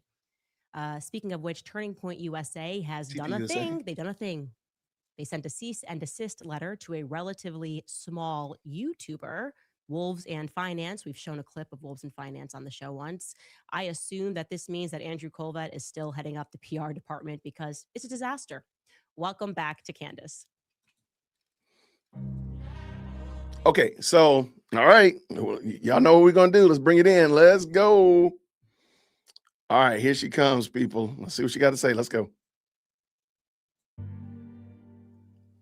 Okay, before we get started, a quick thank you to Nimi Skincare for supporting the show. All right, appreciate it, y'all. Let's get this.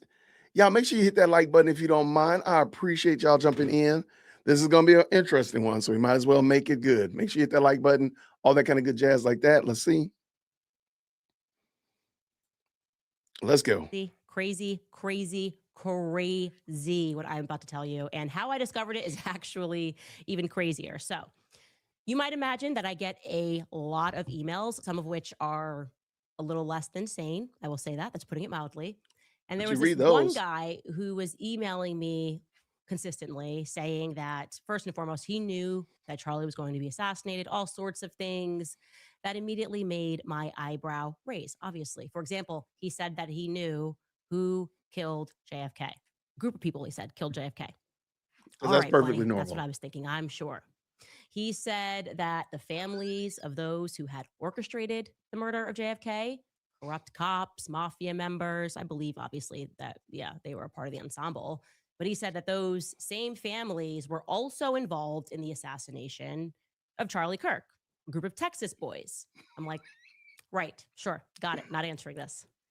He even said that Golda Meir, the one-time prime minister of Israel, well, her and Lyndon Baines, he said, are brother and sister, and he knows this for a fact. Now, I'd say that's the most convincing thing he said, because What? they are absolute twins. But anyway, obviously, I was not biting on any of this, because even if it were true, what am I going to do with all this information? Like, I can't get into a time machine and call for new elections in 1963. I already hate Lyndon Baines Johnson for free. I already think he's involved in JFK's assassination. And Golda Meir, look, I'm not exactly known as the voice of the Israeli people. So then he starts emailing me in another inbox, and he says something to the effect of, I see that you had tunnel vision and all you care about is Charlie Kirk's assassination. So why don't I tell you about how that worked, so that maybe you will begin to see the bigger picture here? And he says, and I'm going to put in a very strong allegedly here, because I don't have any proof of this, but it's relevant that I tell you this to get to the part where I do have proof of what he's saying. He says that allegedly all of the bought and paid for cops throughout America are a part of what's known as the cattleman's ball, colloquially, the cattle baron ball, which he claims is just one big, massive money laundering operation from Israel to buy off cops here in America. He claims that he was a part of it, by the way. So basically, this guy's implicating himself in a crime. Now, in case you're wondering off the bat, did I report this crime? I obviously have not even heard back from the feds regarding my initial report into what happened to Charlie Kirk. So why would I waste my time? Notice she doesn't mention the fact that she says that she was that they put a hit out on her. Notice she doesn't mention that.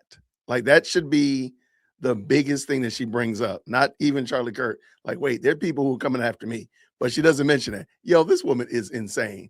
People know this. Crazy people know where to send their crazy ideas to.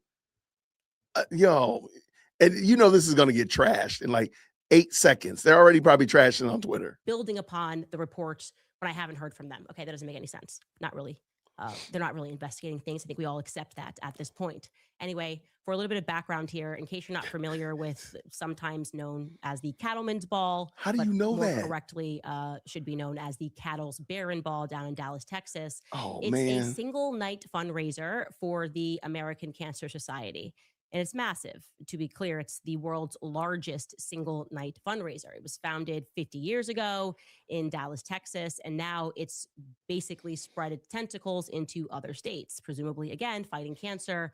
And we can pull up the website here so you can see multiple states that they're in. Majority Texas, obviously, but you can also see you got Kansas, Oregon, and some other states. Florida, Orlando, Florida's up there. Nebraska also once hosted its own Cattle Barons Ball that might be relevant. They eventually, from the Cattle Barons Ball, minted their own separate 501c3 referred to as Cattlemen's Ball, which is the same exact idea, but it benefits. Wait, if they started 50 years ago, how are the cattlemen responsible for JFK's assassination? Okay, never mind, man. Like, wouldn't they have been before? When JFK had died? Never mind. Yo, this one. We got planes, trains, and automobiles. Yo, this woman is insane. Wow, what in the world? Okay, we are not gonna be here all night, y'all. I'm sorry. Different cancer center, the Fred and Pamela Buffett Cancer Center. Same idea, different beneficiary. Now, again, I want to assert that I cannot confirm those claims. Then why are you saying it? Paid off. I'm telling you that because the next piece he gave me, I was able to research.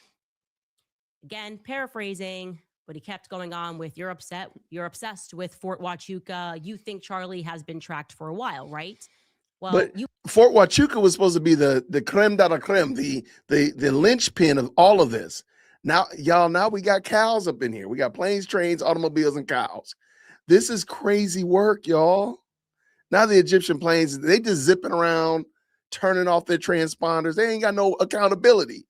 Candace, we need you to keep hold of the planes accountable. Holy goodness, y'all. Leave Texas alone. Texas ain't bothering you, Candy. Yo, this is... Okay, we just go, Jason. Just go. I haven't even figured out who Dan Flood is. Dan Flood is connected to both. You think it was an inside job from the feds, and none of you guys have even worked out who Dan Flood's father is. Now his dad? Okay. Now you've got my attention, and you guys, I don't know how I missed it. Oh, we know. Just say, I'm playing bingo. LOL to the idea that the feds are going to do anything to look into what happened on September 10th. Because let me introduce to you guys Dan Flood's daddy, Mr. Robert Eugene Flood. Okay, now you're seeing his picture up here. Yeah, 33, always got to see it. 33 years with the Texas A&M University Police Department Chief Deputy Robert Flood. It tells us the 232nd session, retired after 35 years of law enforcement in Illinois and Texas. I want you to remember that, Illinois and Texas. His last assignment was with the Bosque County, Texas Sheriff's Office. Okay. Now we're going to pull up his LinkedIn because it's a bit of a journey. Why don't you pull up Tucker Carlson's dad's LinkedIn? Why don't you pull up that? So just because your dad works for the police office, that means something. Y'all, please stop this woman. Journey, okay. It tells us that he, and honestly, I don't know if you can scroll to the bottom here so we can go bottom up and kind of get into, first and foremost, yes, FBI, graduated from the FBI National Academy. It tells us that state of Texas Master Peace Officer. But if you can go to scroll up a bit, and we're going to just go to, show all 10 experiences and scroll from the bottom. So we can look at this live.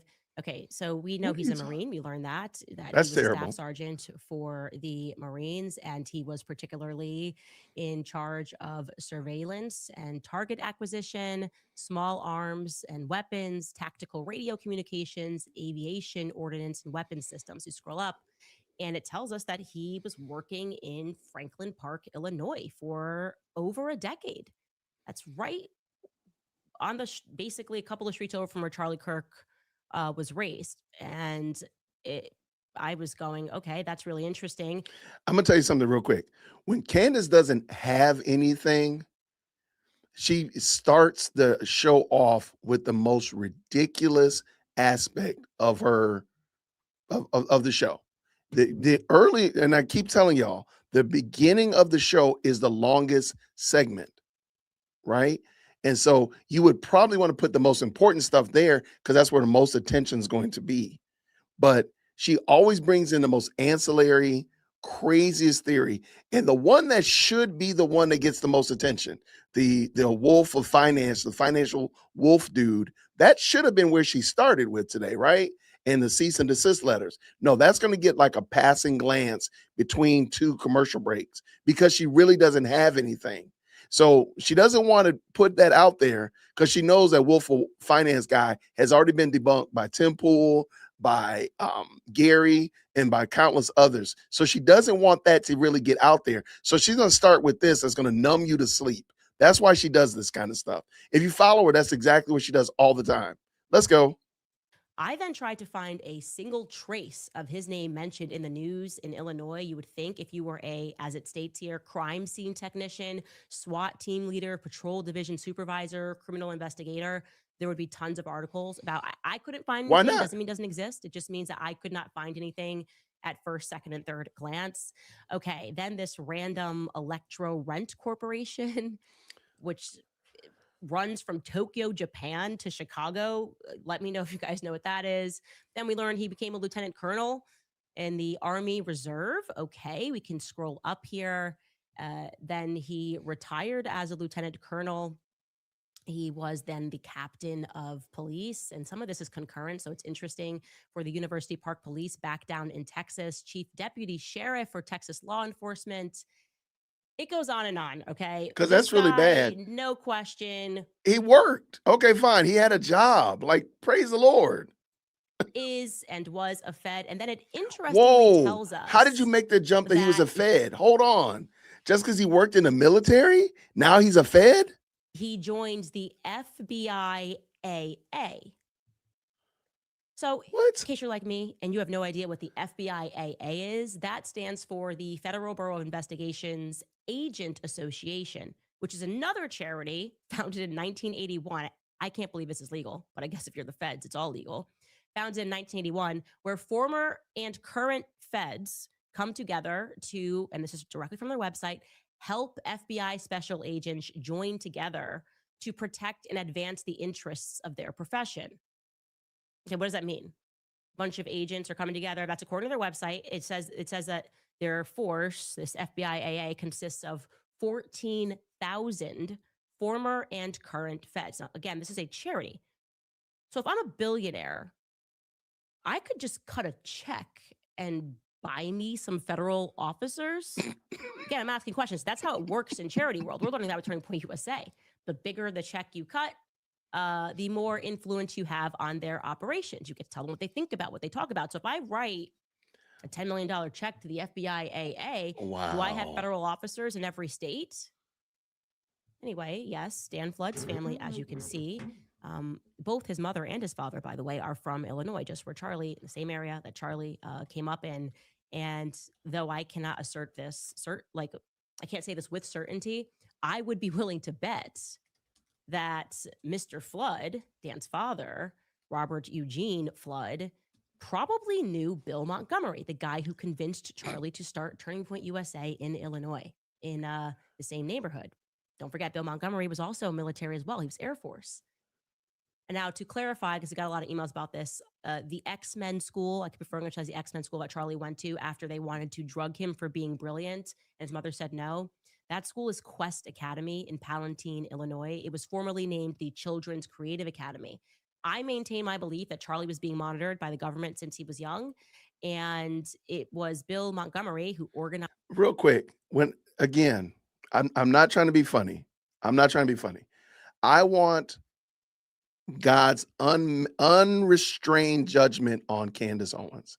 Okay, y'all can call me whatever you want to call me. My name is Jason. I want God to judge Candace swiftly. I mean, millstone, hellfire, brimstone.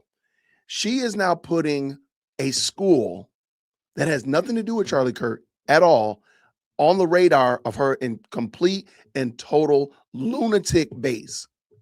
She just put it out there for no reason. Who cared? Nobody was losing sleep about where Charlie Kirk went to elementary school, this special school that he was supposed to go to. Nobody cares. And she also has not shown you any proof that he actually was going to that school or would have gone to that school.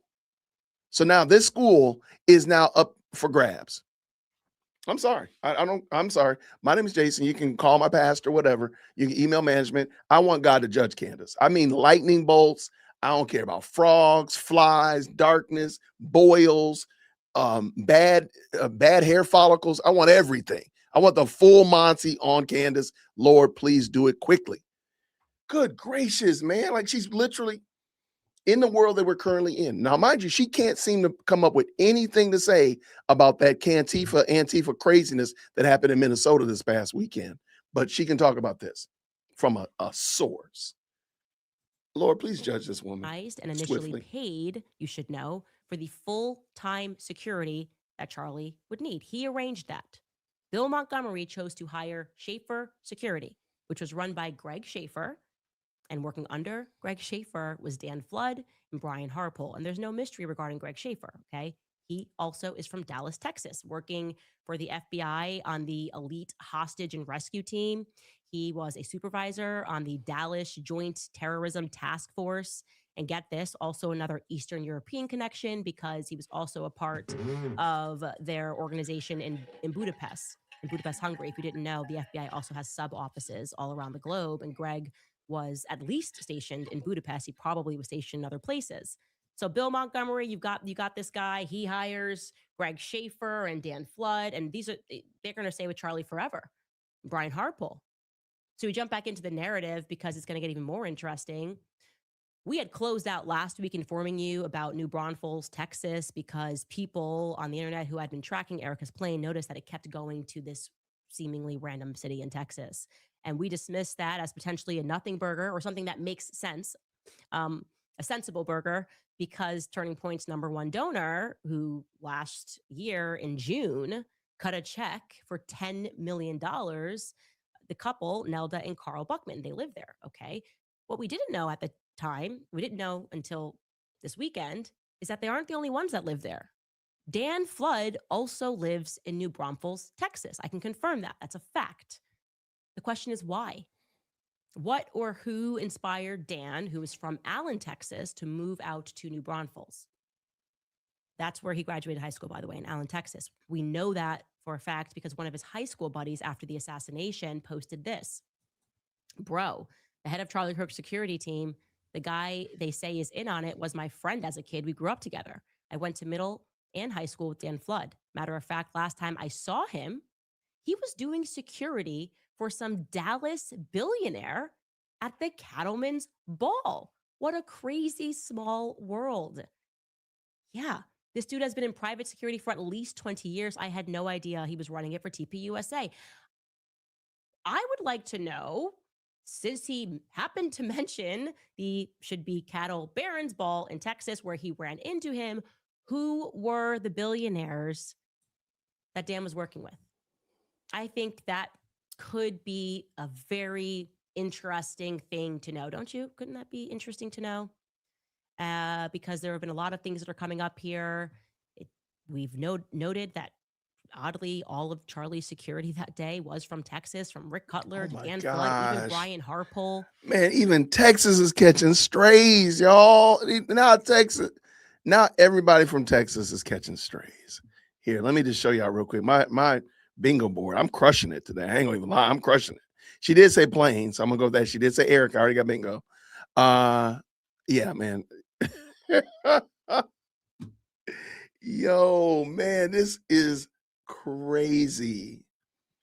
Okay, let's get back to it, Jason. We're not gonna be here all night because I know y'all want to watch the debate with Chad and Delano. So let's get back to this. Let's get back. I'm gonna try to stay on task. I'm gonna try my best.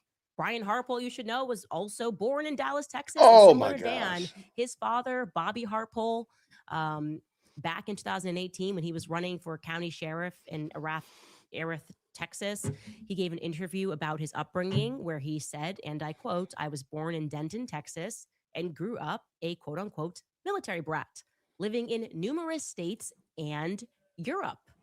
I started my law 'Cause that's enforcement career in terrible. 1968 with the Texas Department of Public Safety, living in Amarillo for the Texans, Childress, Amarillo, Floresville, and Stevensville. I retired from TDPS as a sergeant in highway patrol. I then went to work for the Erith County Sheriff's Office, and after 12 years of service, retired as captain.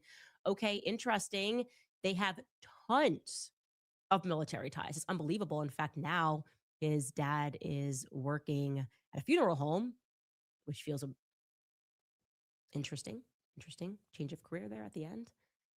The point is that when you begin to look into Harpole's extensive military and law enforcement ties, it brings you to the Pacific, through Europe, and of course, all through Texas, just like the Flood family. And yes, it goes back decades. Okay. All of this to say, maybe the Dallas Buyers Club might get a new meaning. What are we buying down in Dallas, actually?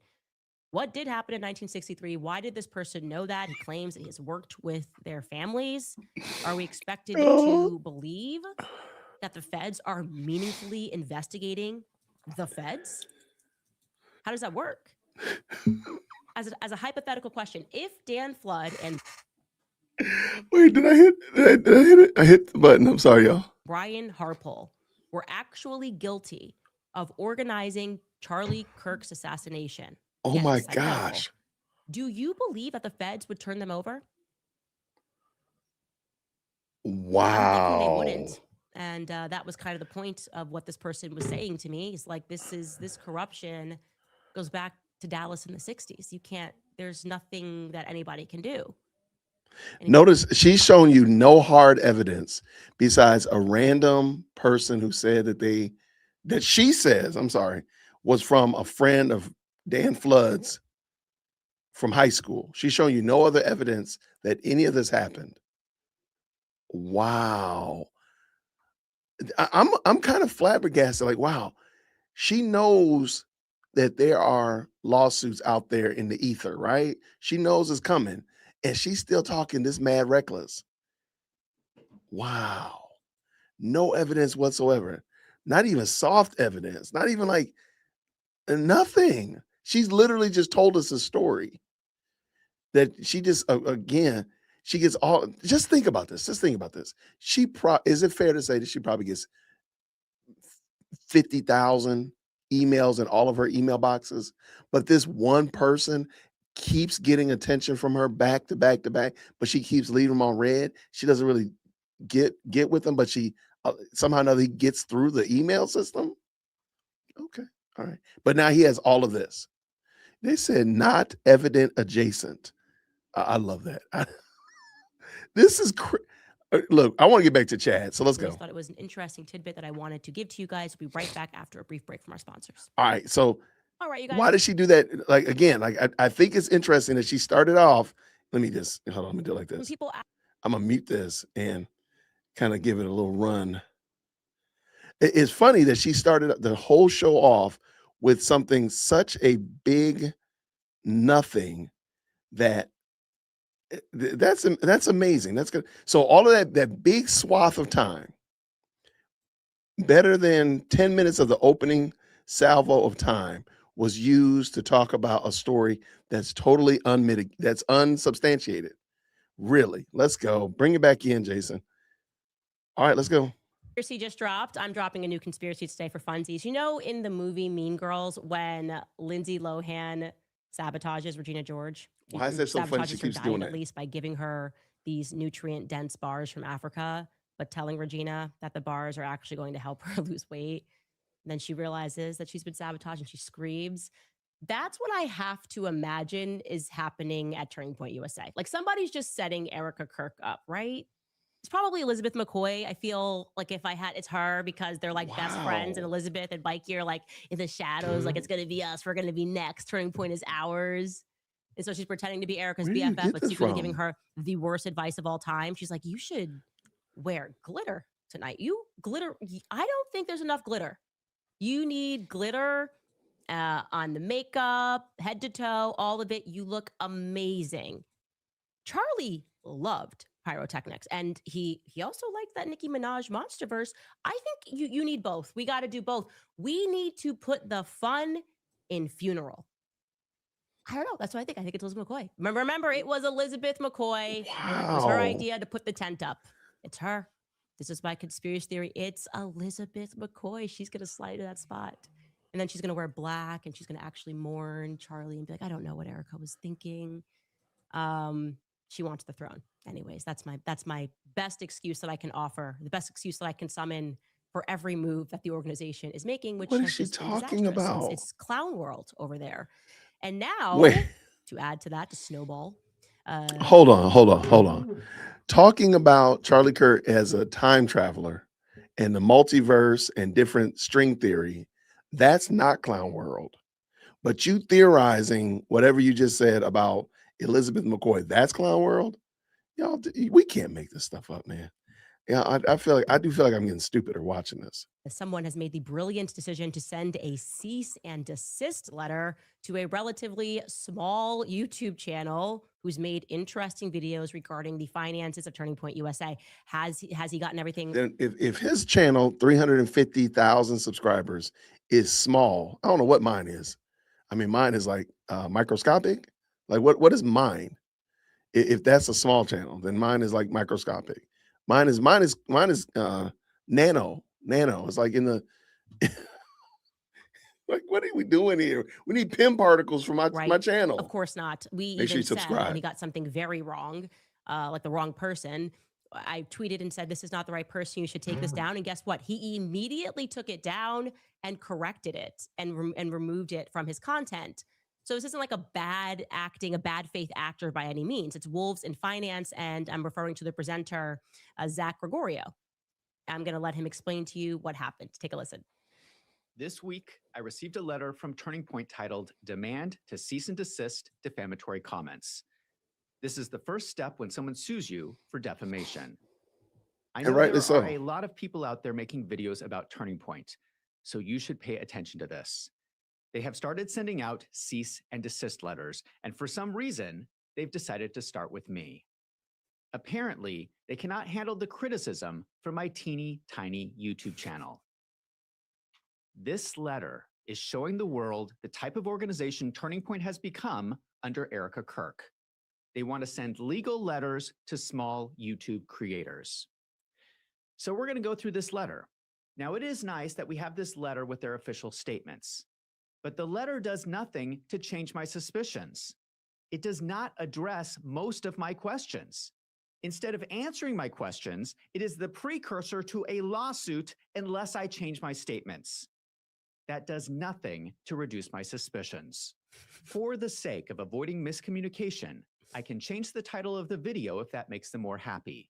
I already changed it from More Fraud at Turning Point USA to More Fraud at Turning Point USA, allegedly. I'm sorry. I just enjoy him. There's something about it. It's like This is a very interesting point. Candace, if this is serious to Candace treats it all like it's a game. Now, we over here, we laugh at Candace because we think Candace is a game. We do think that Candace is an IQ test, but Candace takes everything as a joke. Everything is a joke. Like, why is that? I just wonder, why is it that she's joking about everything? Like everything. What is the deal? Okay, let's go. And he does sound like Candace. You're right. All right, let's go. teeny tiny YouTube channel. He's 300. Allegedly. I enjoy that. I'm sorry for laughing at that because it's funny. It is funny. And it's ridiculous. Guys, I thought we left in 2025. I thought that I did this for everybody. You can't just sue people to make them shut up. We have to be done with that as a society. It is a uniquely American phenomenon of suing people for everything. You know, get into your car accidentally gently touches somebody else's car. Now you need the cops there. The insurance agency is getting involved. I mean, the whole scam of suing people just needs to end.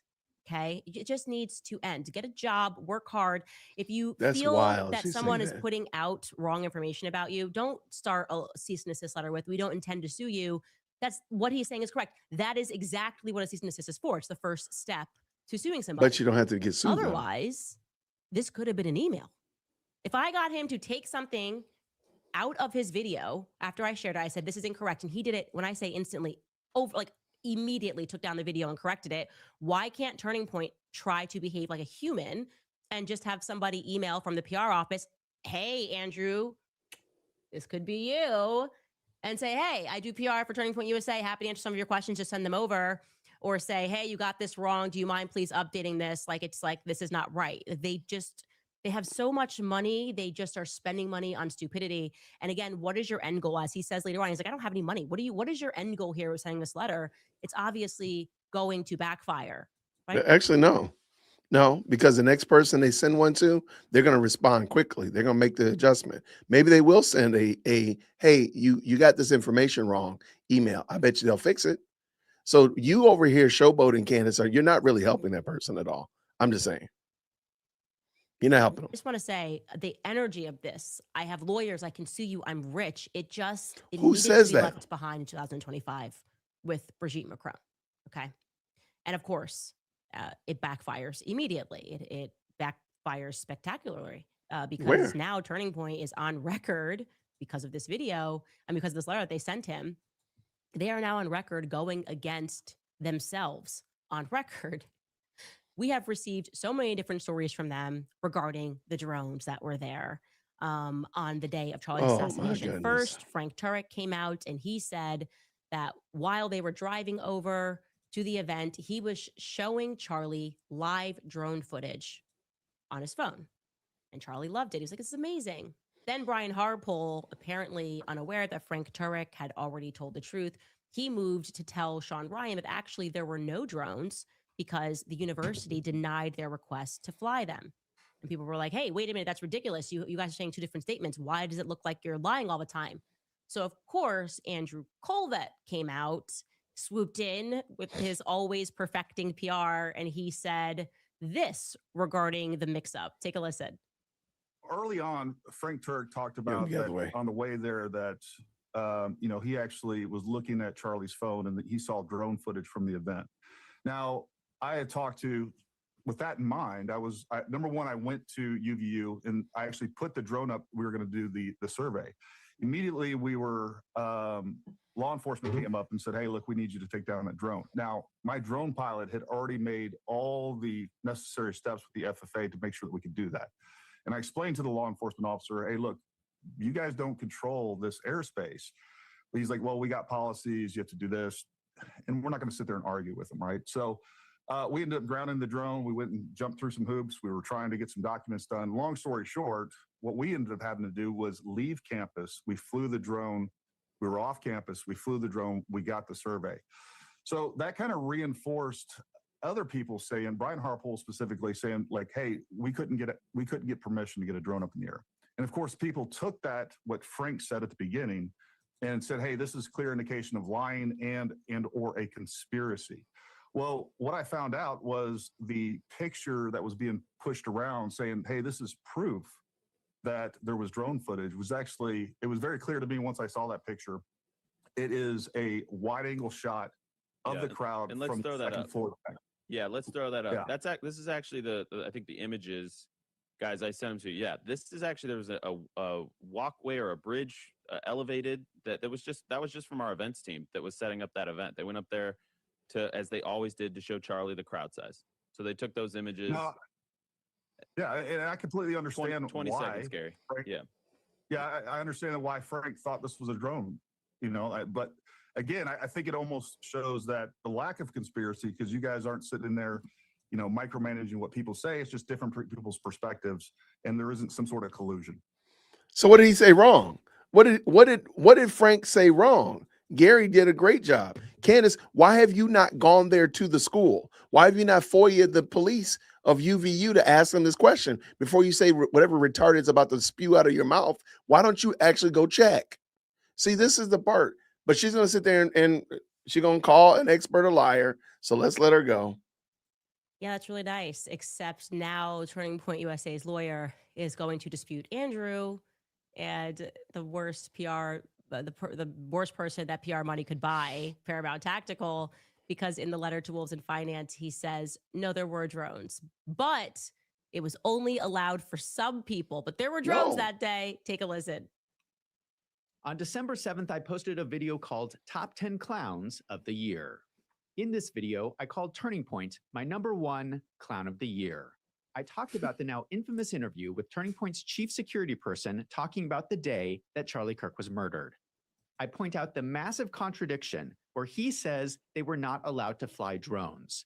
Then I show the interview with Frank Turek where he says he was watching drone footage with Charlie Kirk.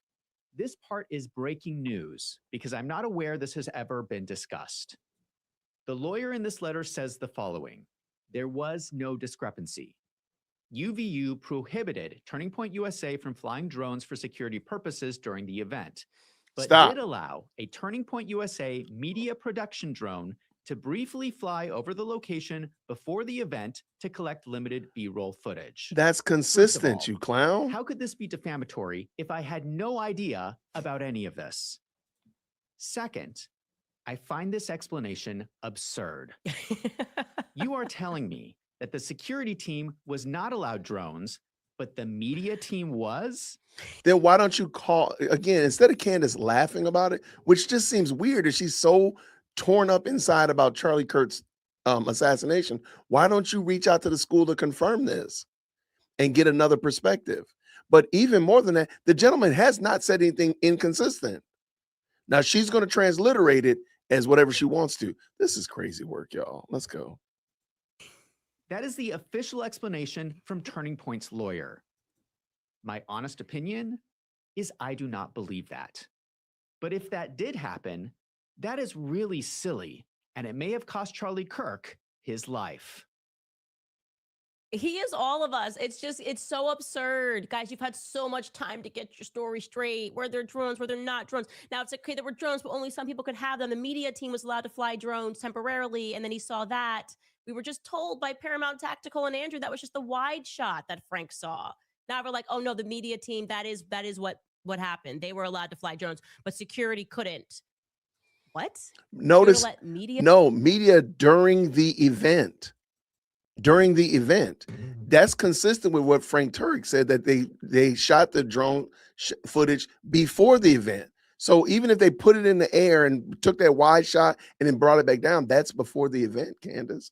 Like, you got to be kidding me that you're this obtuse.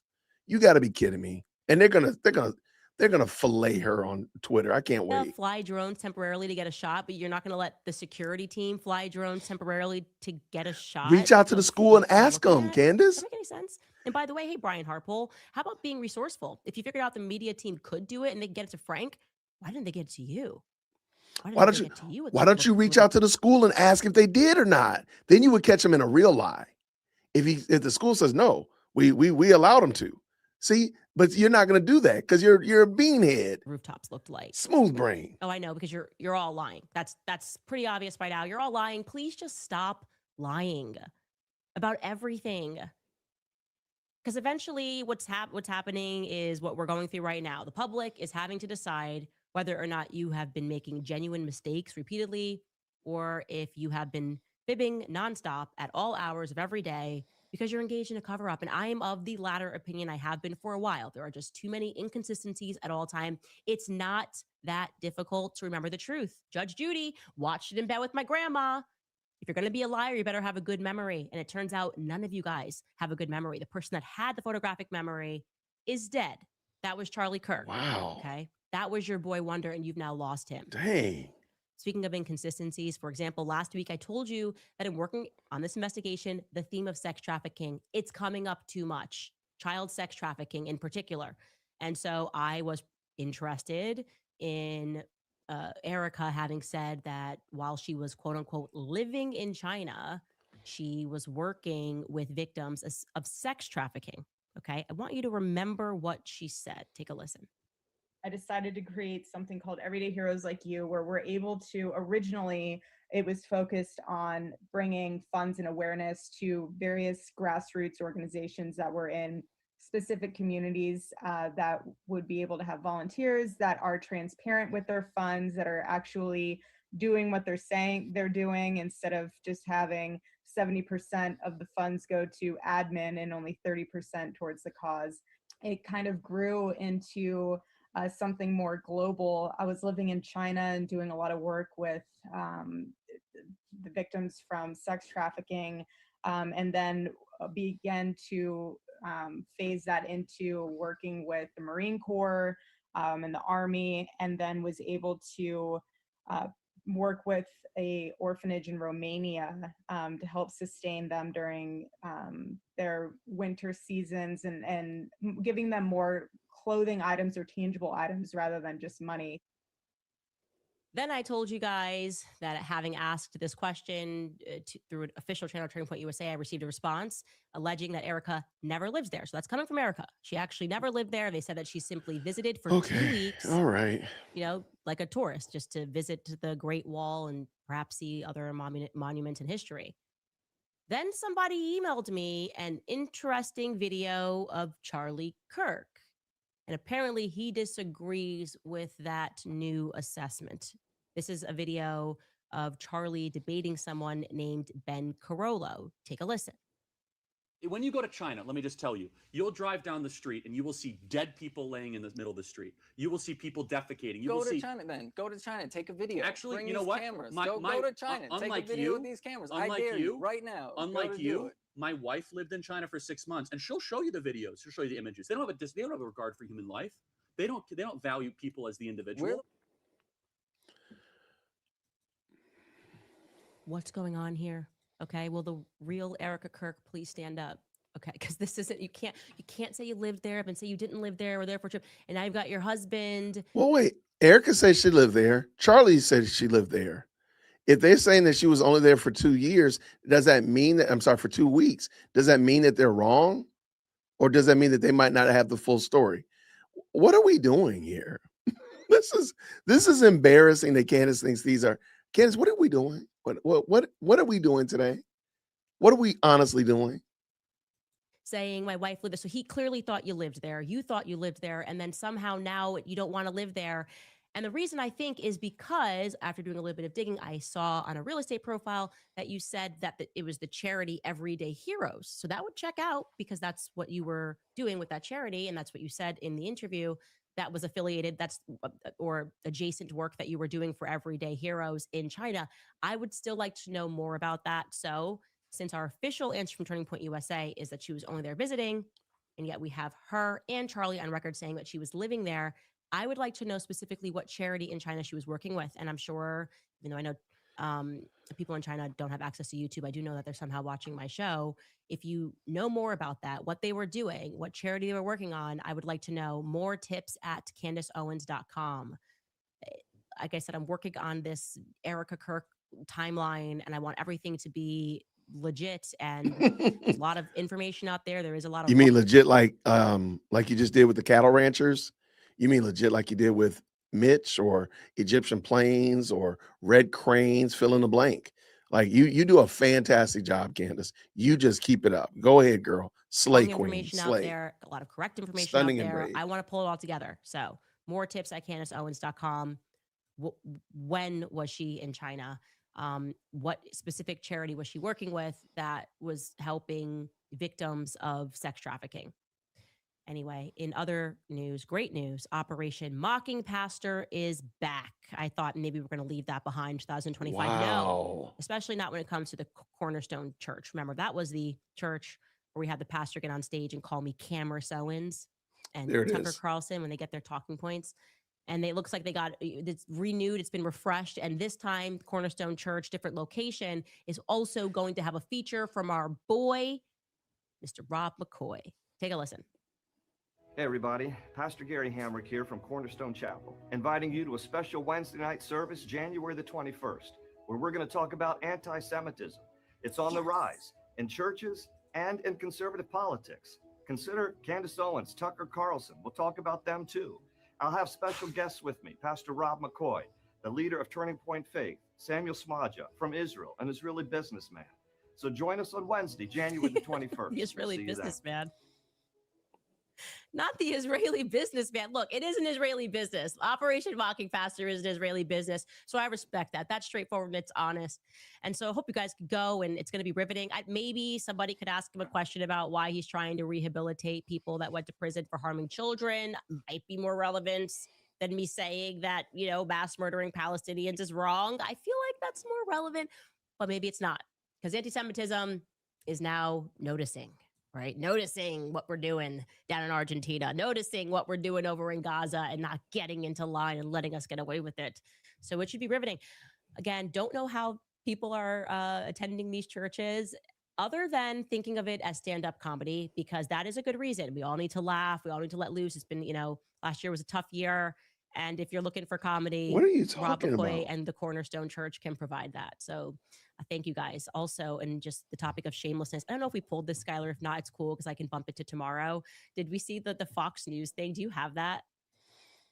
So it's bad that again, I'm not, you don't have to do everything, all things Israel. My church doesn't do that at all.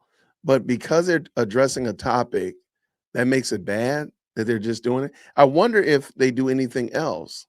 Man, this woman is exhausting. I don't know how y'all put up with her, man. Like they were basically promoting that Israel is giving Charlie an award for fighting anti-Semitism, like the country of Israel. Yeah, do you want to pull that up? This is just, it's so shameless. Israel will honor the late Charlie Kirk with an award for opposing anti-Semitism. They're not going to stop. They're like, this ghost belongs to us. This belongs to us.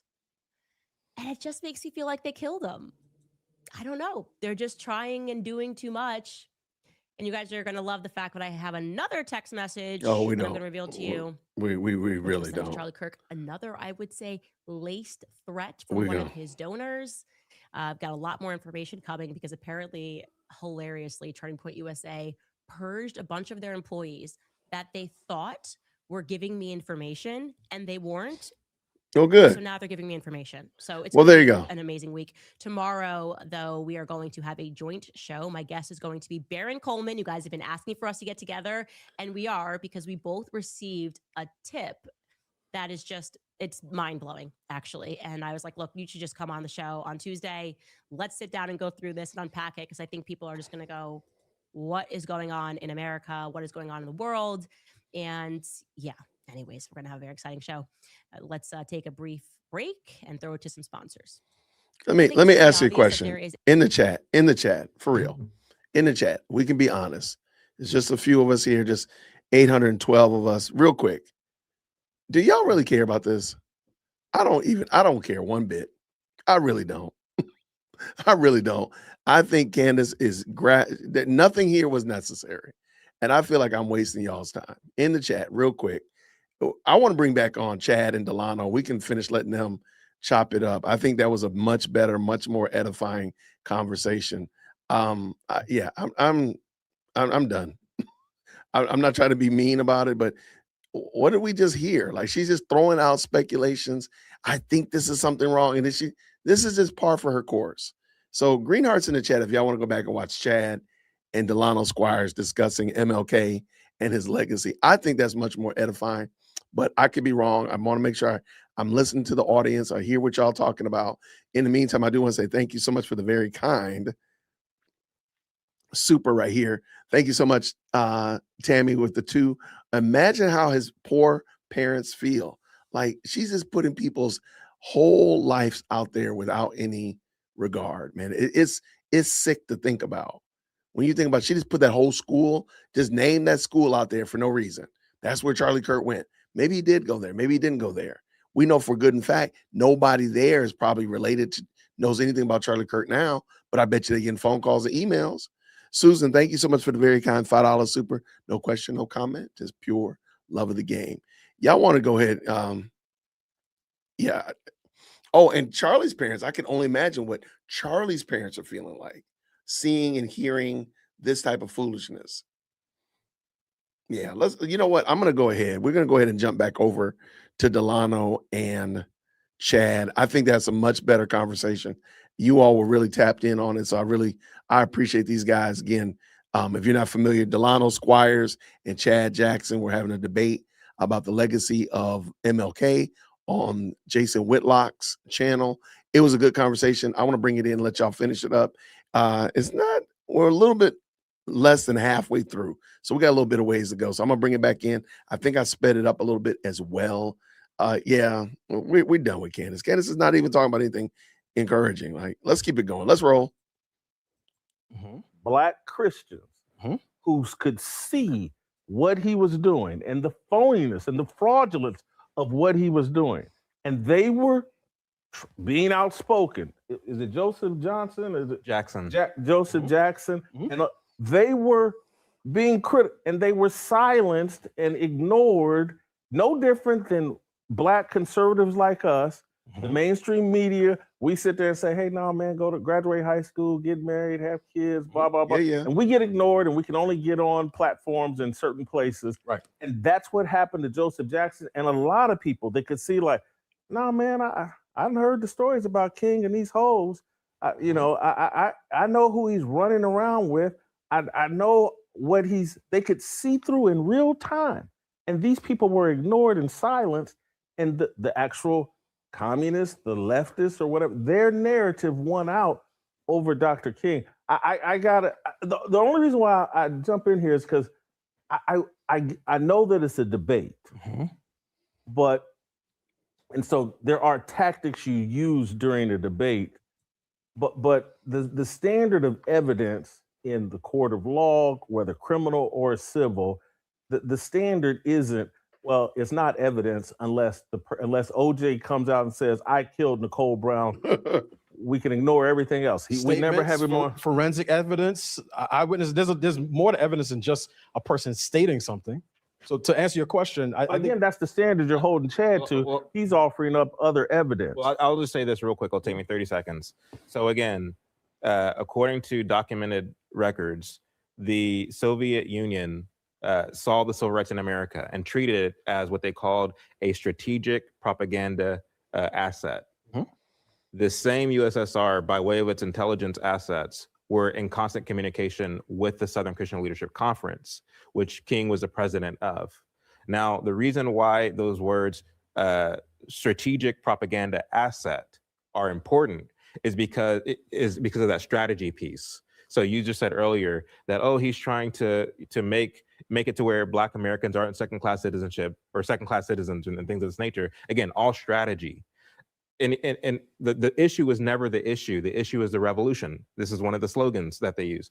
In other words, you saw incremental success on the part of Blacks, again, well documented by Soule, Walter E. Williams, and others, from the turn of the 20th century, going into the middle part of the 20th century. These things were actually happening. What did King say in I Have a Dream speech? Now was the time. Now was the time. Now was the time. Basically repeating this mantra of kind of revolution. Now was the time. We're done waiting. We're not going to be patient anymore. He's pushing this kind of revolutionary language of now was the time.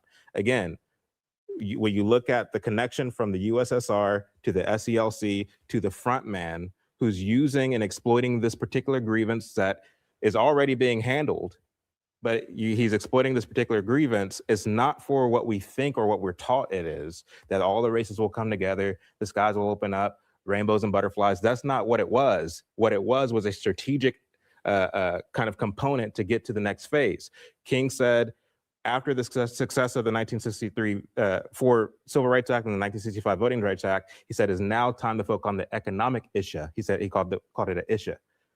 It's now time to focus on the economic issue. Okay. And he's moving into this kind of, again, incremental, slow kind of burn, slow phase of moving us more and more closer to socialism. That was his ultimate goal, Delano. And again, it's well documented in his writings. It's well documented in a lot of the things that he was doing over the course of the late 50s, early 60s, and into the late 60s. Let me move on. Third question. And this is another doozy. How important to his legacy is Dr. King's moral failure, the playing around with women and all of that, that's all been addressed here recently and brought out over the last 20, 30 years. Delano first. 3 minutes here. Sure. I mean, I certainly do think it's important because for many people, especially older generations, they see King as equal rights, sort of civil rights activist and moral leader. So when you hear that someone who you idolize had serious moral failings, and I certainly would put adultery in that category, I do think it taints the legacy a great deal. But I would say, generally speaking, most people see King more in his social role than his theological role. King is not like regarded. I mean, to some extent, I certainly have seen how the Black church has sort of moved from what I would call the social gospel. Eventually, you have sort of liberation theology, and that certainly has been a deviation from biblical orthodoxy. But generally speaking, I think people see King as a social leader. And I will say this. I don't think you can just go ahead and just kind of speed past that. That social gospel, that liberation theology is a huge, huge problem that I don't think you can just kind of slip past and like, oh, well, we'll just slide past it. Delano, I don't think you should do that, sir. Okay, let's go. For some people, they'll say, you know what? I think his moral failings are a knock against him. Some people will say, but it proves that you don't have to be a perfect human being to do things that for positive good. I would argue if the leading preacher, right, and we can put preacher in quotation marks, in America, in let's say from 1972 to 2022, right, preaching against abortion, was a man who has some funny theology. And oftentimes with funny theology comes personal failings. If that preacher was the person most responsible for getting Roe versus Wade overturned, conservatives will find a way to honor that person in public. So the notion that let me tell you why I know you're right. Scott Adams just took a dump on Christianity and died, and no conservatives shouted and screamed. Go ahead. So the notion, and again, part of why I like being able to sit down and talk to Chad face to face, because part of what I'm doing is not necessarily hitting on particular points, it's truing up the scales. The notion that the only people worthy of public honor are ones who have spotless moral records means that there will be few people who are going to be worthy of public honor. The issue is not, no. See, that's, I like Delano, but the issue is not that. God can use whomever. God can use whomever he wants. He can draw a straight line with a crooked stick. And we look at our brothers and sisters here on this earth, and we look at them in reference to who they are, that they are humans, that they are flawed, and they're gonna mess up. So whether or not it's MLK and what he did for this issue, or this person for what he did for that issue, and so on and so forth, we recognize that they're in the hands of God, and God used those people to steer this conversation in a certain way, or steer this culture in a certain way to his honor and to his glory. So whether or not we honor them is really a moot point. Whether or not you exalt them doesn't matter. What matters ultimately is whether or not Christ is glorified. Let's go ahead and finish up. Let's go. If you're a person, I'm just going to give you a time frame over the last 30 years who's voted for a presidential candidate, I'm not even going to say who is on record of being accused of cheating on his wife, and you'll say, no, that's my guy. Then you have to keep the same standard, equal weights and measures.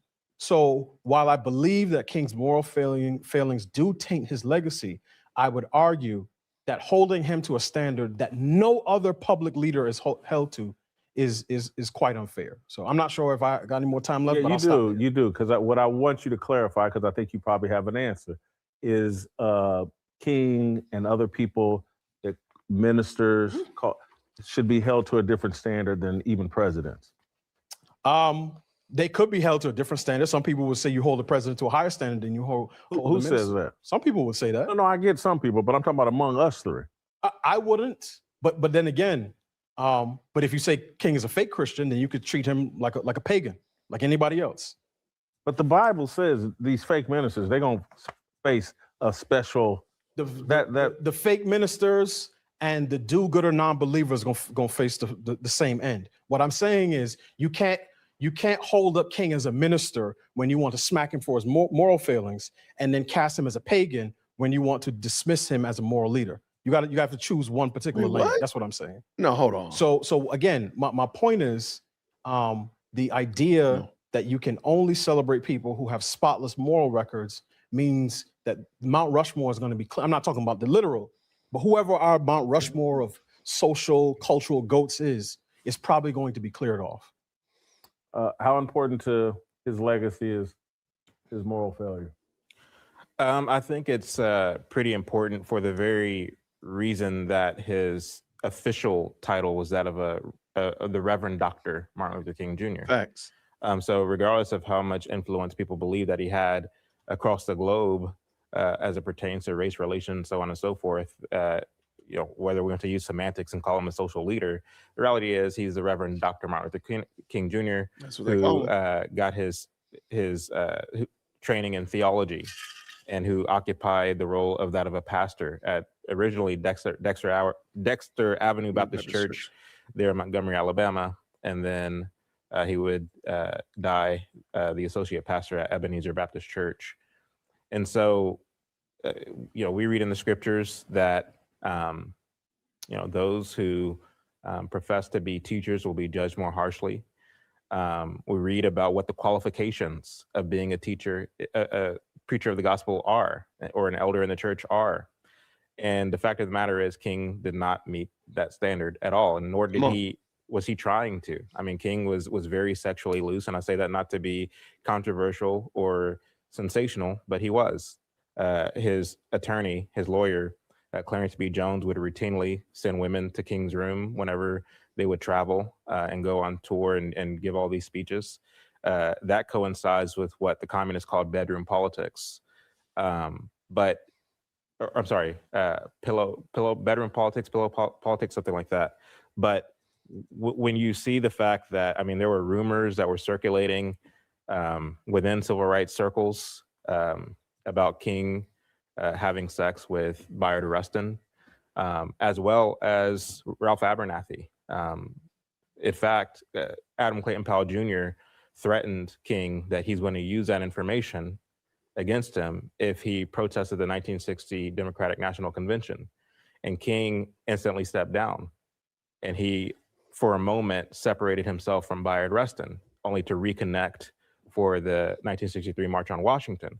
Now, you mean to tell me that somebody who faced down dogs and hoses and all the things, he stood up to that, but when it came to this threat, all of a sudden, let me try to distance myself from that real quick.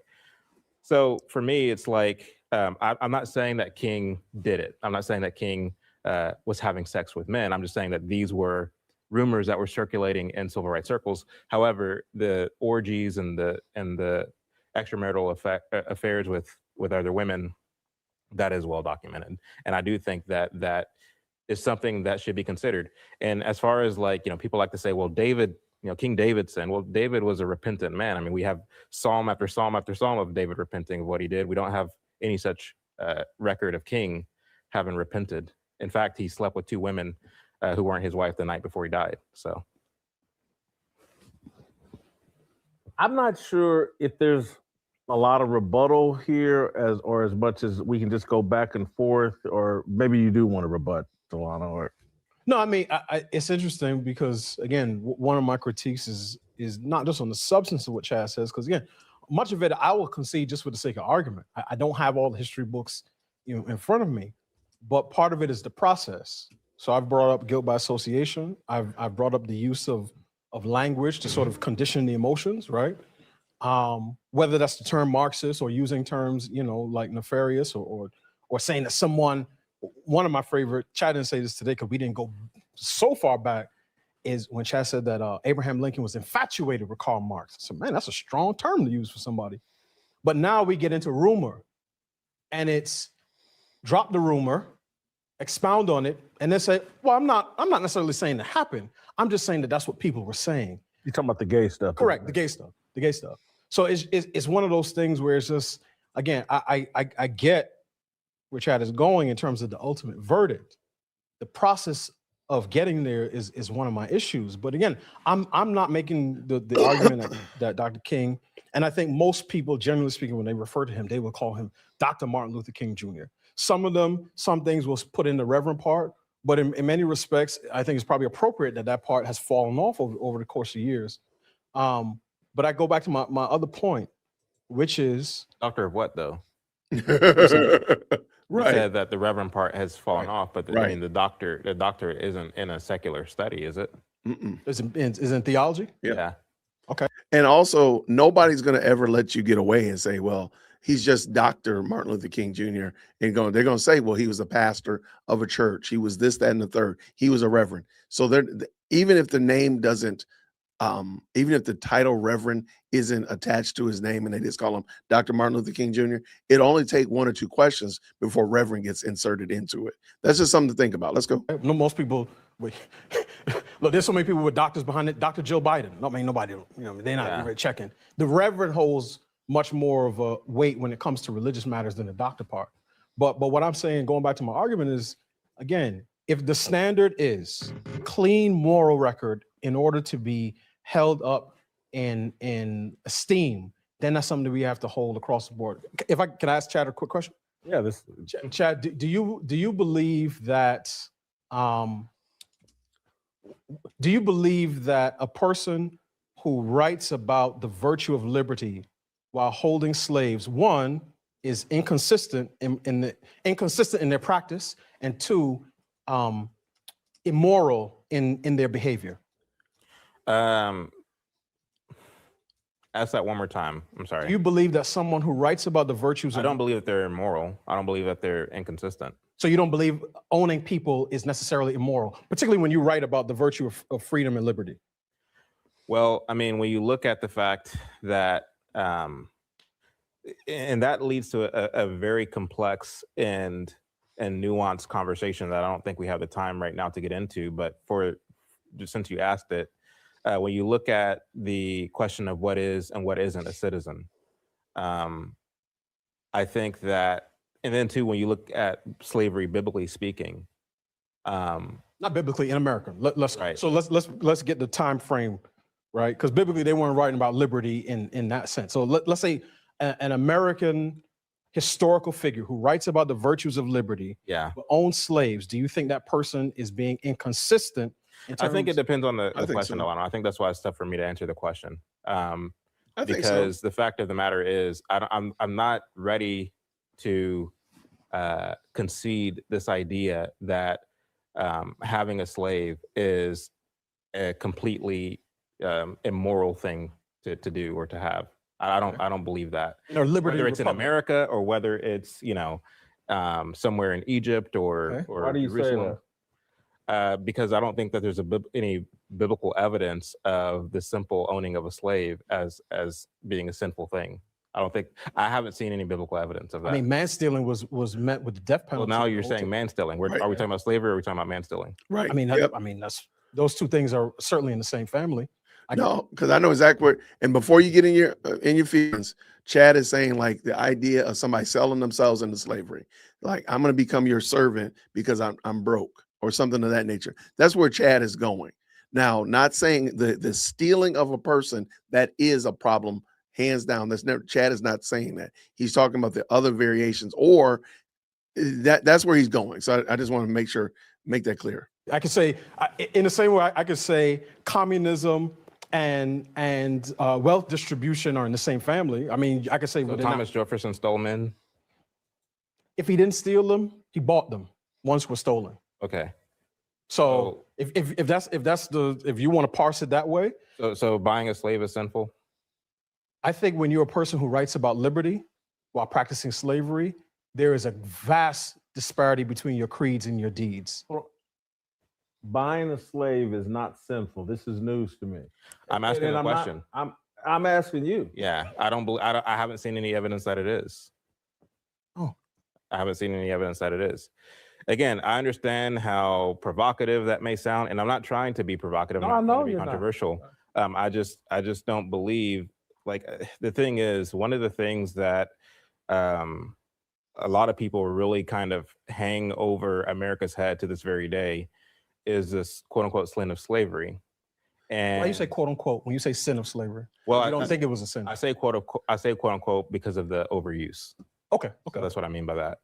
So and it's weaponized and it's used time and again as fodder for a political agenda. And so for me, when Delano takes it back to the founding fathers and he asks the question, and pardon me if I'm misrepresenting your question, but as I understood it, is it wrong or is it sinful to be writing about slavery or freedom and liberty while you are the owner of slaves? Is it okay? I didn't say wrong or sinful. I said I can't remember the exact way I put it in when I framed it originally, but is it I might have used the word disconnect. Like, is there a disconnect there? Or is there a disconnect? Yeah. Well, I mean, when you look at the critical, is that what you mean? Yeah. I might. That's what. When you look at the Sivas, when you look at the citizen, like which again goes back to Aristotle, Plato, the question of what is a citizen, right? If a slave is not considered a citizen of a specific nation or whatever the case may be, that doesn't give you the right to mistreat them. You know what I mean? Mistreat somebody who is your slave or your indentured servant or who's in your care or whatever the case may be. So I'm not advocating for that by any stretch of the imagination. It gives you the right to own them. Frankly, I mean, there was, so we live downstream of this kind of post-war consensus where, and I see you laughing, but I see it used all the time on X by Christian pastors, post-war. Yeah. Well, go ahead. But yeah, this post-war consensus, this new idea of this new world where we believe that we're more moral than our predecessors. Oh. Yeah. Oh. So I don't understand what that reaction was. Yeah, I don't either. Because I take much of what your project is taking Chad Jackson's 2025 values and teleporting them back into the 1960s. Not so fast. Okay. I mean, Jason said it himself. He put out the name Joseph H. Jackson, and it wasn't just Joseph H. Jackson. It was George Schuyler. It was Julia Brown. It was Manning Johnson. On and on I can go. I mean, even Bob Woodson left the civil rights. He's still alive with us today. I think he lives up there where you live. Right. Even he left the civil rights movement when he saw what they were up to. He's not a critic of King, and I know that. I know he's not a critic of King. Well, even in the way that you are. Be that as it may. Okay. The reason why he left the movement was because of what it was doing, and what King himself was doing. Even though Woodson may not be calling King out by name or criticizing him in particular, the reasons he left the movement, as he gives them in terms of the forced integration piece, is exactly what King was doing. So whether he's calling him out by name, it's a non-factor. But the reality of it is there were people who called him out by name. And these were Black people who lived in this time that you're speaking of. And so, yes, I have the curse of having been born in 1990, but does that disqualify my voice? Not so much, because again, we do live in the information age. We have access to information. We have access. I mean, King, again, all the King papers. I have all the hard copies, but you can find a lot of it on the Stanford website. You were talking about earlier about the private conversations. Well, shouldn't there be in the private conversations King saying the quiet part out loud? Well, we don't have access to all of those private conversations. In fact, the task force, the church committee in 1976, who issued their report, they even said that they were only able to listen to the beginning, the middle, and the end of hours-long tapes. And so they didn't even have access to that. So, so they can get the orgies, but they don't have them on record as arguing for some of the things that a Marxist would argue for. But the point, Delano, is that we can't say, oh, because you're a young man who didn't live during that time, you don't have the right to speak on this subject, which is not what you're saying. But it can very quickly become that argument, because the reality is there were people at the time who were speaking against it, who were being suppressed. These were Black people. Agreed. And I'm speaking in the 21st century as somebody who has access to the information and to the records. And then too, not just looking at King and the civil rights movement, but looking at the way communism was permeating in those days during the Cold War period. All of these things, all of these parts of the puzzle are worth taking into consideration, instead of just taking King at face value from something that he said in the speech, which, by the way, was not written by him, right? Which was written by people who, guess what? Were part of the Communist Party at some capacity, or in a given era. For Bayard Rustin's case, it was in his youth. And so And so when you look at that, and set that aside over here, to get back to the matter at hand about the whole slavery piece, yes, like we, by way of this kind of new kind of progressive era thought process, like that this thought process that many of us has been ushered in by way of the progressive era in the early 1920s, which takes something like slavery, which again, I understand how what I'm saying right now in the 21st century, it's really tough to say because it's not a very popular thing, but slavery on its face is not automatically a bad thing. And that has been the case for the overwhelming majority of human history. The rhetoric around it has changed. A lot of the ideas around it have changed such to where now you hear the word slave and it automatically equates to just an atrocity and all the things. And so for me, as somebody who is a student of history, I have to look at everything kind of holistically and not just completely lump myself into this. But let me push back real quick on something you said just now, because you talked about the fact that in King's day there were Black leaders who were opposed to him. I grant that. There were also Black ministers. I saw a wonderful conversation between Condoleezza Rice, Freeman Hrabowski, and a woman named Mary Bush on Uncommon Knowledge with Peter Robinson a number of months ago, where they talked about growing up in Alabama in the 1960s. Condoleezza Rice went to school with the four little girls who were killed in the 16th Street church bombing, and her father was a Presbyterian minister. Shout out to Presby's. Freeman Hrabowski sort of marched with the youth march when Dr. King came. So there were also people in favor of it. But with that said, I could say the same thing about sort of early American history and slavery. The idea that slavery was seen as a moral evil is not the function of the 1920s or post-World War II I'm not consensus. sure I follow your point. My point is this: in the same way you can say when King was operating, there were people opposed to him, I could say when slaveholders and slavery was in operation and was seen as normal, there were abolitionists. From the inception of slavery in this country, there have been abolitionists. Yeah. So the notion that came about in the 1920s and we're reading modern values back into that time is one that I think can be thrown out completely. There were always people opposed to slavery.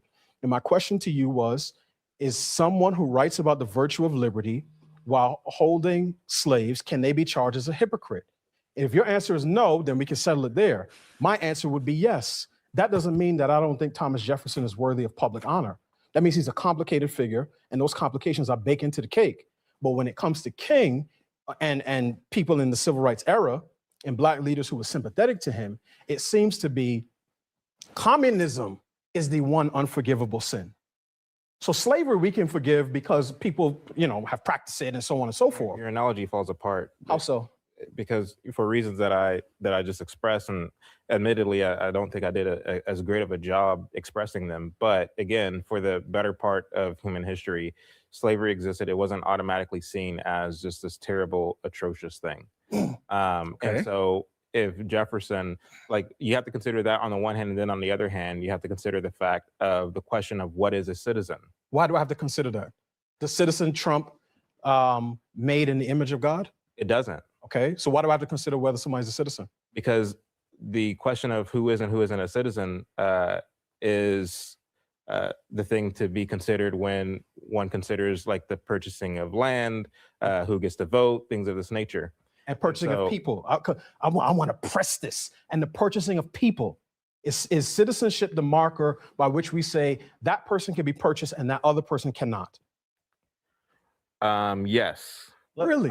Let me see if I can jump in here, because where I think this falls apart from even when I heard the original question. I think what he's saying, Delano, is in 1765. Right. Thomas Jefferson's around and he's writing about freedom and whatever. He owned slaves. He's doing it during a time where everybody or a large majority of people thought, hey, slavery's kind of normal. It's global. It's everywhere.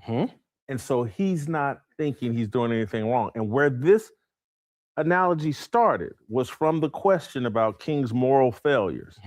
And so if Martin Luther King existed during a time where all ministers thought it was kind of normal to be banging women on the sides and committing adultery and blah, blah, blah, then it would be like, yeah, he's acting just like Thomas Jefferson and those guys when it was very normal for people around, rich people to own slaves and blah, blah, blah. But for a minister, it's been a long time, I think, since anyone, or maybe never, that everyone thought, hey, man, you could be banging this girl and that girl, be married, do this, have parties, hang around with gay people and with people that are practicing a worldview, Marxism, that's completely hostile to Christianity. That's Martin Luther King was doing wrong and talking right when everybody knew, and there was consensus agreement, like, man, sleeping around on your wife and all that, and when you're a minister and you're blah, blah, blah. Thomas Jefferson's writing about freedom during a time where most people thought it's not that big of a deal owning slaves. It's a global phenomenon, and we're actually the leaders of correcting this global phenomenon. Europeans, again, there's still slavery all in the world today, and again, which shouldn't be a problem. What? No. That's according to him. Right. No, it's a very explosive point. Right. What you're saying, but it's also a distraction because I disagree with Delano. No, I think Jason did a good job of explaining it. Good job. I wish Chad had explained it, but no.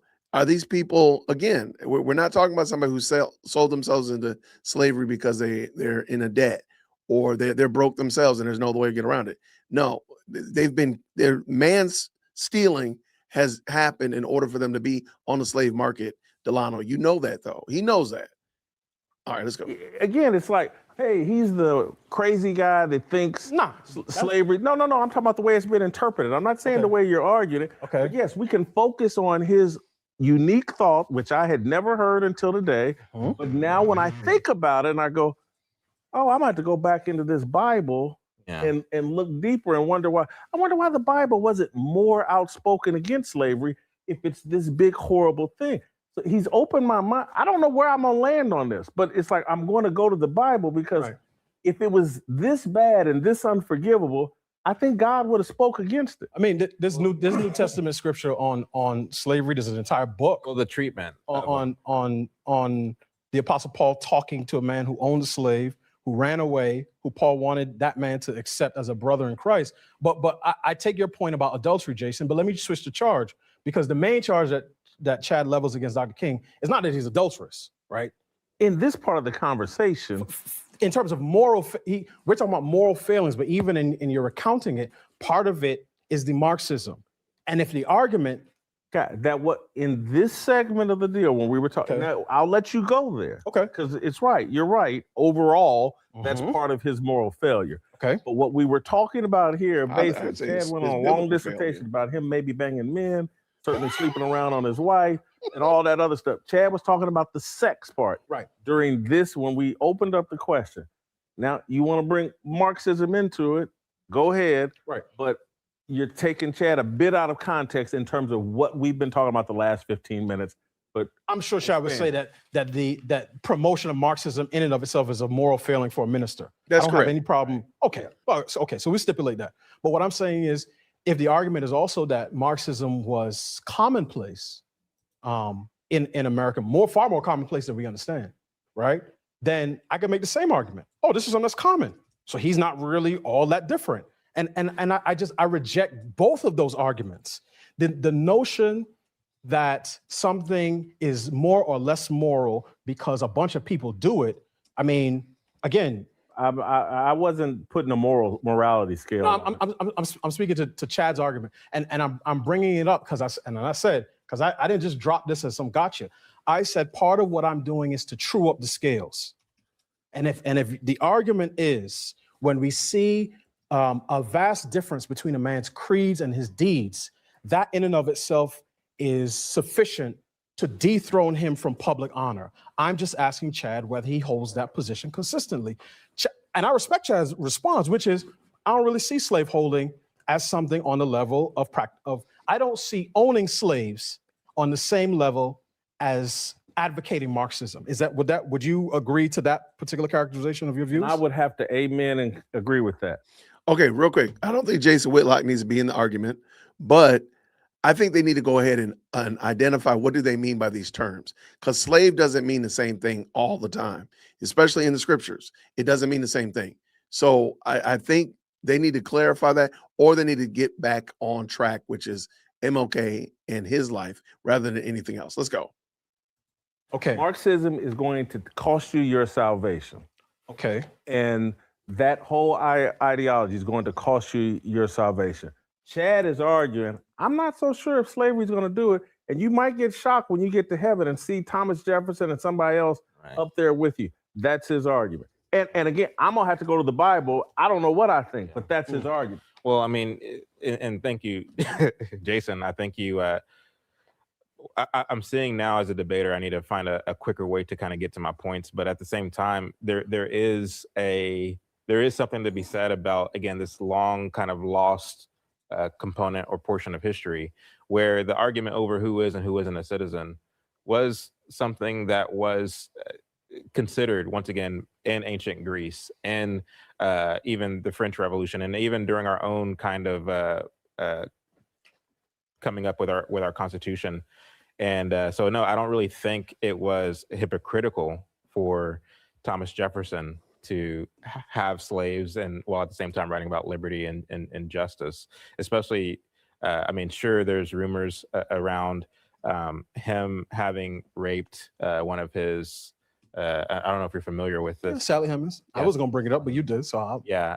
So of course there's rumors of that. And then of course there's rumors there's rebuttals to those rumors. But the reality of it is, again, I'm not somebody who even holds the founding fathers to a kind of deity kind of platform. Right. I'm someone who believes that we are to worship God, not man. I am grateful for the fact that that's where, Chad is when my you look dude at all of the regard. things that they were up against in terms of coming up with our federal constitution. Real quick. Chad and Chad is consistent. He and I have talked about this, and we both hold the same position. We don't pedestalize people that God uses. We recognize that you are a tool in the hand of God, and God can use, again, a crooked stick to draw a straight line. So Chad is very consistent with that. I do think he needed to make that very clear, because I think that would have done away with a lot of this discussion about, some of the side quest conversations, just by saying, look, I don't venerate anybody. I don't venerate anybody. I don't. So let's keep it going. But by the way, this is Chad Jackson and Delano Squires. They had a debate about MLK's legacy on the Jason Whitlock show earlier today. I thought it was super informative. I thought it was going to be super informative, and it hasn't let me down. I'm dropping a link to it in the chat if you want to catch the full thing again. Definitely let them know that we sent you. I appreciate y'all tapping in. Thank you so much. Let's get it back in. Let's go. I tend to be more aligned with the anti-federalists. Again, Patrick Henry's, your Luther Martin's, your Robert Yates and others who believe in a small government.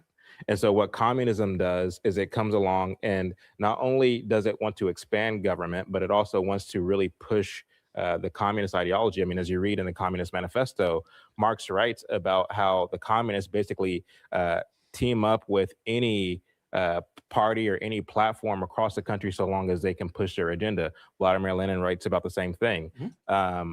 Joseph Stalin even writes about this. And so this is Mao in his red book. This is what they do. And so, like, for me, like, I understand that you have very rigid and very, dare I say, academic kind of semantic, like, well, if it doesn't really fit perfectly into this box, then it just doesn't really hold weight when it comes to whether King was a Marxist or whether he was a communist or whatever the case may be. But what I'm simply saying is, even though we don't have King on the record saying, I am a communist, I want to destroy America, we have to look at all these other things that were going on with him and around him in order to make it this kind of deductive conclusion of what it was the civil rights movement was actually about. And it wasn't about making America better. It wasn't about liberating the Negro. It wasn't about advancing the gospel. It wasn't about any of those things. It was about the adding the extra S to the USA, quite frankly. So, can I respond? So one, I think you and I could both agree that neither of us is arguing to deify anyone, right? So this is not, I'm not asking whether or not you hold Jefferson up as a god, as a demigod. I'm using the term public honor. So this is the ability to offer. Let me real quick, because I'm not really 100% certain where Delano's going, and I think he might have missed what Chad is saying. And again, I think Chad could fine tune this and maybe get out of the ethereal and get to some very concrete. Why was MLK honored by the Margaret Sanger Association and the for her Negro Project? Why did he receive the Margaret Sanger Award? Like, what was that? Why was that? If he was about these things, why was that the thing? That's what I really want. Maybe he needs to get down to like one particular topic and kind of drill down into that topic. I think that would help out a lot. But anyway, shout out to him. Let's go. Praise and respect for someone who, despite their flaws and imperfections, did something that was primarily for the public good, right? For the general good. Great question. And again, I'm trying to press in on this because you keep going back to this issue of citizenship. And I heard you say, okay, the citizenship Trump being made in the image of God, and you said no. And on that, I would agree. But again, whether the African was a citizen or not, he was a man. He was a person made in the image of God. And if what the Marxist says is, no, we want to steal the fruits of your hard-earned labor, and we say that is a sin that we should condemn. Okay, yay and amen. But if the slaveholder is saying, I want to take your body. See, that's the problem. And yeah, it's great if you got a nice little family, you got a wife and you got your kids. Who cares? You're coming with me. And in fact, actually, she's coming with me. And because I own her, she's my property. This is what slavery is. So that's the problem. Delano, I hate to say it, but there are multiple definitions of slavery in the Bible, or slave in the Bible. Delano's only looking at the man stealing example, the chattel slavery, which again is a horrible thing. And Chad would speak against that. The problem is Chad is thinking about the other definitions as well as man stealing. Delano is only talking about man stealing. That's the problem. I just figured it out. I can do with her what I want. And then I'll go to worship at church on Sunday. So the notion that we say, well, this was commonplace in the world, so you can't condemn it. And really, the sin was federal overreach. Nah, I'm sorry. That doesn't hold up. And that's why I'm like, you keep going back to citizenship, because I could just ask a simple question. If an American today goes somewhere, right, or has someone who has been on the losing end of sectarian conflict in their home country, and that person is brought here, an American today purchases this person, owns them, and can do with them what they want, would you argue that that is moral, since the person being purchased is not a citizen?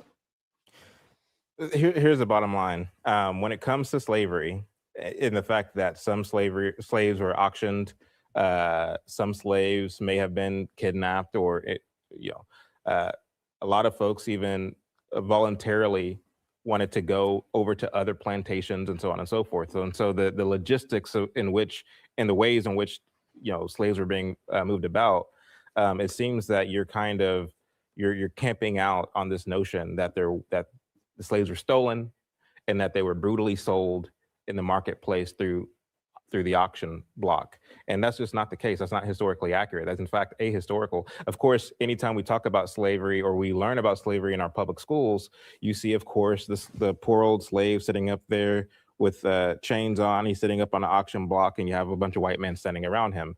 So that's kind of what people think of when they think of slavery. And so again, for me, and I apologize for jumping in here, but I'm jumping in because I think that you're being put in an unfair, that there'll be clips coming out of this that like you're out here defending slavery, and I think it's an unfair to MLK 1960s but we got to go back to the 1700s to really understand him and frame him up against, because we're having a conversation about slavery and not MLK. And I'm going to be humble Good catch, enough to Jason. say Good catch. that it's like when I hear you talk about this citizens deal, it's like the first time I heard Royce White talk about usury and the Federal Reserve being this detriment to the United States. And it's like, man, I'm gonna have to do some research on that because I really don't understand what he's saying, or I'm not familiar. It's a new way of framing the conversation. Well, put simply, like it. But hold on for a second, because I want to stop the slavery debate because I think it just, people are, well, this man's defending slavery, and it's gonna come out for that's sure. all they're going to hear. Right. And we're here to have a conversation about MLK. And I think this framing of it. Y'all know I'm not a Jason Whitlock fan, but I gotta give him credit for that. I gotta give him a hat tip for that. I'm gonna send him a baseball. I'm gonna send him a hat because I do think, I don't know how they got on this discussion and why it's gotten so long, but shout out to Jason Whitlock for getting them back on track. I agree 100%. It is, and again, I'm doing this one. I want people to come at me, right? And everybody can have a problem with me. And Whitlock's choosing sides, and Chad is on the ropes, and I'm stopping him from getting beat up. And to some degree, I am, because I know how people interpret things. It's like, I'm telling you, and this is humility. Royce White used to talk over my head, and it took me a long time to catch up. And a lot of you are so well researched, and I think some things you're talking about are certainly over my head.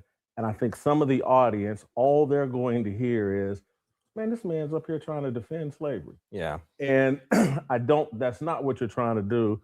So I'm going to move us to the next topic. I like it. Good job. And ask, is it fair to consider MLK Jr. a Christian heretic? Chad, you go first. Well, absolutely it is. I mean, again, King wrote that he rejected the deity of Christ. He rejected the resurrection of Christ. He rejected the virgin birth. He rejected the literal existence of hell. I mean, these are all things that he wrote about in his papers. He said that he shocked this Sunday school class at the age of 13 or 12, rather, whenever he denied the resurrection of Jesus. And it was interesting because his father was a pastor. In his unpublished memoir, Daddy King, they called him, wrote that he was a proponent of the social gospel. So admittedly, I haven't heard a whole lot of sermons from Daddy King, but I do know about some of his involvements in some of the circles that he rolled in, and some of the things that he would do when King was born and during King's childhood. And so it makes sense then why King would end up going off to Morehouse University, or Morehouse College, and then Crozer Theological Seminary, where he said, where he wrote that this is something that I can get behind in terms of this gospel. He said, I rejected the fundamental gospel, but the social gospel is something that I can actually get behind. So he rejected what the Bible actually says about who Christ is, how Christ was born, what Christ came to do, the fact that Christ himself is the Son of God. He rejected all of that, but he accepted what Walter Rauschenbusch and what these other Marxist and leftist theologians had to say about the gospel. And it is that gospel that he said that he would actually preach to the world. And so it wasn't a thing where, King he just didn't know any better. He never heard the gospel. He never was exposed to the truth about Christ. And he only had a liberal interpretation of what the gospel is. That's not the case at all. He outright says that he rejected it. And so for this reason, he knew what heresy was, and he took on the preaching and the teaching of something that is not what the gospel actually is and what the Bible actually teaches. So yes, for that reason, I think King is 100% a heretic.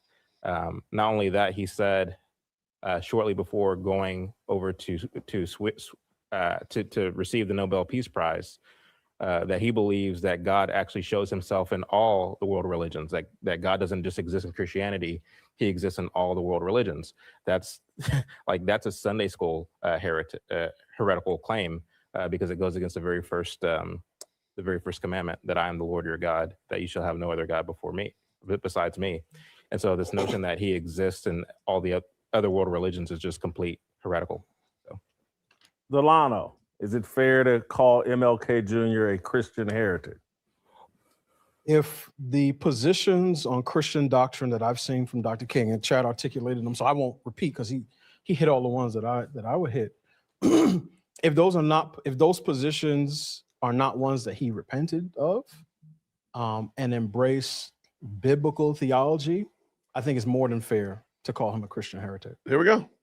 Those are not things where there are sort of slight differences in theology, right? The Baptists say, come on, we baptize on profession of belief. The Presbyterians say we baptize babies. Okay, hey, some differences there. Some people debate whether women can be deacons or not, so on and so forth. But if you deny the bodily resurrection, then your faith is in trouble. So again, is it possible that Dr. King turned from those ways and began to embrace more biblical theology? Certainly it's possible. I don't know what was in the man's heart or in his mind or came out of his mouth in his last days. FBI might. I don't. But absent some genuine profession of faith, I think that's a more than fair characterization. If deathbed, last days, blah, blah, blah. But as a minister, and you've gone out and preached the gospel everywhere, as a heretic, if he did have some deathbed, conversion, he was still a Christian heretic while he was out ministering.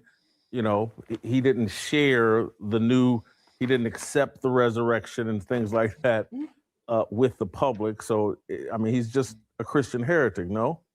Well, I mean, when I think of using a word like heretic or heresy, we already answered it though. If a preacher, I mean, that's a sin, right? To say things about God that are not true, to say things about God that the Bible doesn't say is a sin.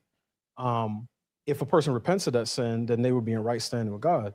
That doesn't mean lessen the damage of their previous teachings, right? And I would argue that the teachings, and Chad has made this point, were largely around social issues, less around biblical theology. But some of those social issues are positive. Biblical theology was trash. In the book that I wrote, in my forthcoming book, I quote King, where he's talking about how the family is the most important institution in the country, and the fact that, I'm paraphrasing, but this is what he was saying, the fact that American families are beginning to fall apart is bad for the civilization. That's a beneficial message. And I think, particularly living in this cultural or social context where people are expecting their pastors not just to speak to. But okay, fine. That's a cultural benefit. That's a benefit to society, but that's not a Christian argument. It's not a remotely Christian argument. So just because King believed in family, okay, fine. But what did he believe about Christ and who Christ is? That's the problem of the day. And I don't think that we, just because he said something good one time, and I'm not saying it, I don't think anybody's ever said that King never said anything good or never said anything that was consistent or helpful or beneficial. Nobody said that. So I don't know, Delano, that one, you might not get that one. Social issues, but oftentimes to become explicitly political. And this is a bipartisan charge on both the progressive left and the conservative right. So this notion that, the only things we want to hear about when we go to church is Jesus is not something that, certainly not the people who live today, actually stand by. So that's the problem though. If we go to church and we don't, y'all know that if you follow me in my book discussion, I just finished up my book, Preaching to the Choir. And I told y'all, this is a fantastic book, but the notion of this author is that Christians need to hear the gospel all the time. You never outgrow the gospel. My pastor, we did a pastoral installment last night in the evening service. And Danny got up and preached about why we need the gospel. He's preaching the gospel to our presbytery. We need the gospel on a regular basis. We don't need biblical CNN. We don't need sanctified MSNBC. We need to hear what thus saith the Lord all the time. Because I'll hear all that other stuff now. I hear when I go to the Jay Witt podcast, he's gonna talk about politics and social and political commentary from a Christian male perspective. I'm gonna hear that. But when I go to church, I need to hear something different. I don't want to hear what Jason, I don't want to hear surface stuff. I need to hear what God is saying. And I don't think Delano's a bad guy at all. I think he's a really good guy. I just think he's missing this part. And I think they really should have stayed here the whole time. Okay, we're done. Yes, to your question, would the damage be done? Yes. But do I think that God would accept genuine repentance from someone who formerly was a false teacher? Of course. Paul was a persecutor of the church and gave the green light for people to be stoned in Jesus' name. And God used him to write a good bulk of the New Testament and the majority of the epistles. So I don't think Dr. King, he's not above the law, but he's certainly not below it either. I'll think anybody start said with that, though. Chad, which I already think I know the answer to, and so would probably be mine. But if, let's say Dr. King was a preacher for 20 years, and he was a heretic for 19 years and 11 months and 20 days. He's so silly, Jason. Does that eliminate him from being a force for good? Well, I mean, the fact of the matter is, Real quick. No. You can still hear the gospel on a regular basis and the whole counsel of God. The problem is a lot of the time we give the counsel of man and no gospel. But please keep in mind, and if you want to, Phantom, I don't think we're in disagreement. If we had a conversation, I don't believe that we would disagree about what I said and my position on that. But let me go back to this. I think Jason Whitlock proposed a really interesting concept. He preached for 20 years and you're a heretic for 19 years, 11 months, and so many days. Okay, I got you. The problem is, what is the gospel that you're preaching? Because otherwise, those people, yes, you're a heretic for that time period, but also the people that have sat under your preaching have not gotten the full counsel of God. They haven't gotten the gospel. They got a rejected Christ, a non-deified Christ. That's kind of crazy. That's kind of crazy work. But let's keep it going. See, yeah, I know, Phantom. I knew it. I know it. Okay, let's keep it dancing. Let's go.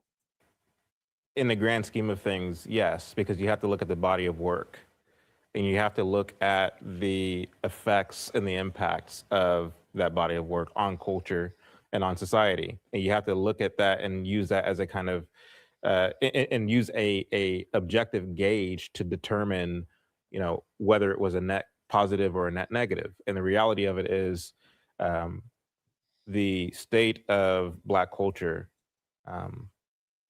which, isn't completely in the dumps. But when you look at just the kind of morale of Black culture post the civil rights industry, compared to after or pre the civil rights industry, it's just a night and day difference. And I say this all the time, that King, through his rhetoric, took Black culture from a trying people to a crying people. And it wasn't just him, it was, James Baldwin. It was that whole contingent who, through their writ, through their rhetoric, through their oratory, really kind of taught Black people the art of complaining, and how there's political power in complaining. There's political power and really kind of using those grievances for some kind of advantage. And what the civil rights movement and what the civil rights acts have done in effect is it made Black Americans a kind of protected class. And this has not been to our benefit. And so in a real sense, when you look at the important work that Delano is doing through writing about the family and writing about the importance of fatherhood and writing about these things, and there's also this kind of counterproductive thing that goes on the more that we promote someone like a King. Because the fact of the matter is, when you look at the way that Black men operated in those days, I mean, this is my grandfathers were like this, my great grandfathers were like this. They were quintessentially men. They didn't complain. They didn't beg, and they weren't concerned about political legislation to make their way in life, right? These are men who worked in rural Arkansas and rural Oklahoma. These are guys who did what they needed to do to put bread on their table. They weren't concerned about some activists marching for them. And so the reality of it is, I mean, for me, I was given a speech one time And I was asked about the legacy of Martin Luther King and whether the legacy is worth preserving. My answer was, I don't believe that the legacy of King is worth preserving. For me, I believe that my father's legacy is worth preserving and his father's legacy is worth preserving. That's the legacy I'm concerned about, because it is through those means that I'm able to see, oh, I have the means and I have the wherewithal to cast down my bucket where I am, to be the man that I'm called to be, to provide for myself and to provide for my family.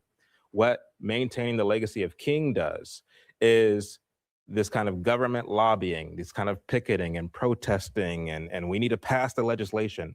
Crown Act. We need a hair. We need a Crown Act. Hair protection. And I'll end by saying this: when you look at, and I said this before when I went on your show, Jason, but when you look at the way that manhood was being taught, and I grant what Delano said earlier about the rare occasions where King would say something that makes sense about the family being one of the most important institutions in America. But there were also things that King would say that were counterproductive, that completely was mutually exclusive. For example, Joseph H. Jackson would say that it's on men to be men. He said, God has carefully made you and fixed you just right. And a lot of people in society are trying to change it. He says, no, if you need to be a man. He said, if you're not going to be a man, then braid your hair and start wearing step-ins. We need to be men. It's incumbent upon us to be men, irrespective of circumstances, irrespective of what we think is fair or not fair. We're not to covet or envy our neighbor's stuff. Focus on what you can do to be a man. And this is what Joseph H. Jackson and the NBC were doing. But King would say in an NBC interview, National Baptist Convention. Yeah. That's what the National Baptist Convention was doing. But People King think would, of the TV network, yeah, but right? King would go on the NBC, the broadcasting network, and say, well, we can't be men because of conditions, because of housing, because of X, because of Y, because of Z. People can look this 1967 interview up right now. And so you have these two completely different views on what it takes to be a man. One person, Jackson, is saying that you can use the means that you have within yourself and around you, poor resources. You have what it takes to be a man. Whereas King would say, we can't be men. We want to be men, but we can't be men because of our conditions. We have to change these conditions. And after having changed these conditions, then we can be men. And that's a sad and, dare I say, pathetic kind of walk or pursuit of life or way of trajecting through life. And so yeah, I don't really think that the legacy is worth preserving. Can you be a heretic for a sustained time and be a net positive? It's on God, though. I know. I want you to It's on respond to God that, and for then I'm that. gonna let you respond to that. Okay. You said, can you be a heretic for a sustained? 2 decades. Let's say that and be a net positive. I believe so. I mean, I think this is an example, right?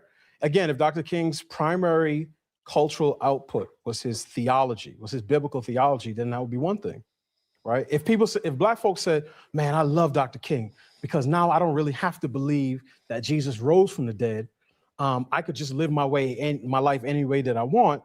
And as long as I'm a good person because I love my neighbor, my white neighbor or my Black neighbor, then I'm good, then that would be one thing. But that's not his primary social output. That's not what he's primarily known for. He's not known as a biblical theologian. He's known as a person who rooted his arguments about social change in sort of biblical principles about personhood. See, that we are biblical all principles is created in problematic. God's image, and that no man should be treated differently from another man just because of his skin color.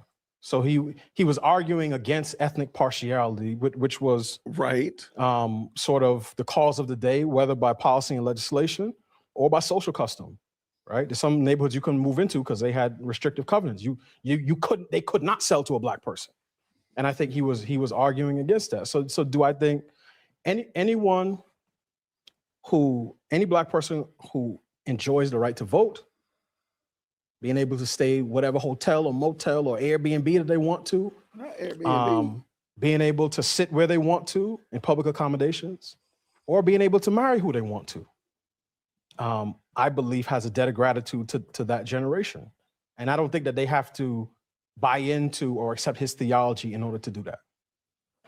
go ahead and answer or So I'm not gonna go all the way back, but one of the things that's interesting about what Chad is saying in terms of being men is that Chad brought up for the first time, I believe, this issue of citizenship. But one of the rights of citizens in this country is to air your grievances and to air them to the people who you elect to represent you. So there's nothing unmanly about Black folks saying, we want to air our grievances. And those grievances for my mother-in-law was born in Mississippi. She's, I ain't gonna say how old she is, but she's over 80. She was born in Mississippi, Shout out to her. raised in Louisiana. And my wife says her mom talks about what it was like when segregation was ended and how she still wasn't comfortable going and sitting in certain places just because like that was not what was done in terms of social custom. So again, this notion that there's something unmanly or infantile about airing your grievances either against your fellow man or against the state and appealing to a higher government authority or a different government authority is one that doesn't square with sort of American history. That's part of what we do. We air our grievances. And I'll say this, not for shock value, but one of the things, Jason, I know you took some heat for, but I think you were strong in your convictions. You said, look, man, them January 6 people, I respect them because they had grievances against the government and they not because they went and shot anybody, but they took their grievances to the people who were aggrieving them. Everybody else gets to do that, except Black folk. So when Black folk do it, then it's, oh, you're not being manly. You're not standing on your own 2 feet. hold on now. Okay. People January 6th did some major time in prison.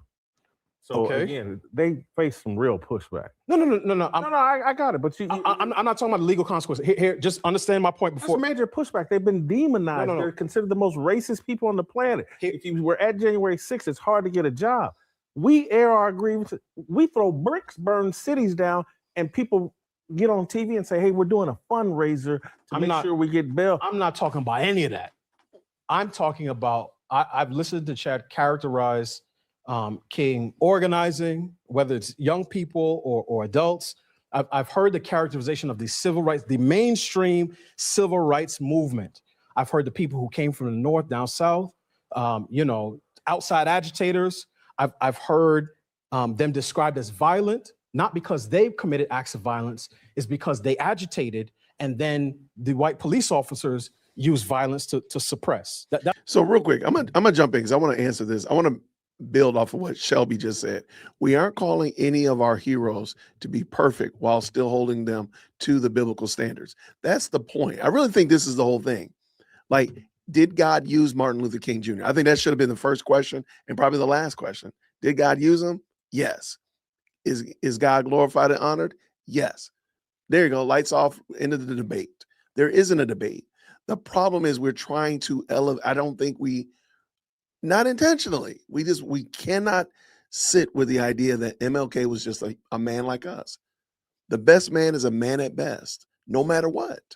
No matter how great and splendiferous and wonderful he or she is, they're still sinners in the hands of a mighty and powerful, loving and gracious, kind God who will put up with us and use us for his glory, that we might receive reward in heaven for being used by the King. You can't beat that with a bat. So I think that's really in my opinion, the issue is that we really don't want to say King was just a dude like me. He's just a dude like me. He's just a dude like you. If you're a dude, of course. You know what I'm saying? Like, is he flawed? Yeah. Was he messed up? Absolutely. Was he more messed up than everybody? I don't know. But he was messed up. I know that for a fact because he's a sinner, just like me. Sinners die. So there's our good proof and evidence that he was just a good for nothing low down, just like me. That's it. Okay, let's finish this up. Shout out to. That's what I'm saying. That's akin to, using a child as a human shield, quite frankly. And then so here's the reality. I mean, you brought up the lunch counters, you brought up the grievances and connected that to citizenship and so on. Here's the thing, Delano. Blacks weren't clamoring and chomping at the bit to eat a white cheeseburger in those days. Facts.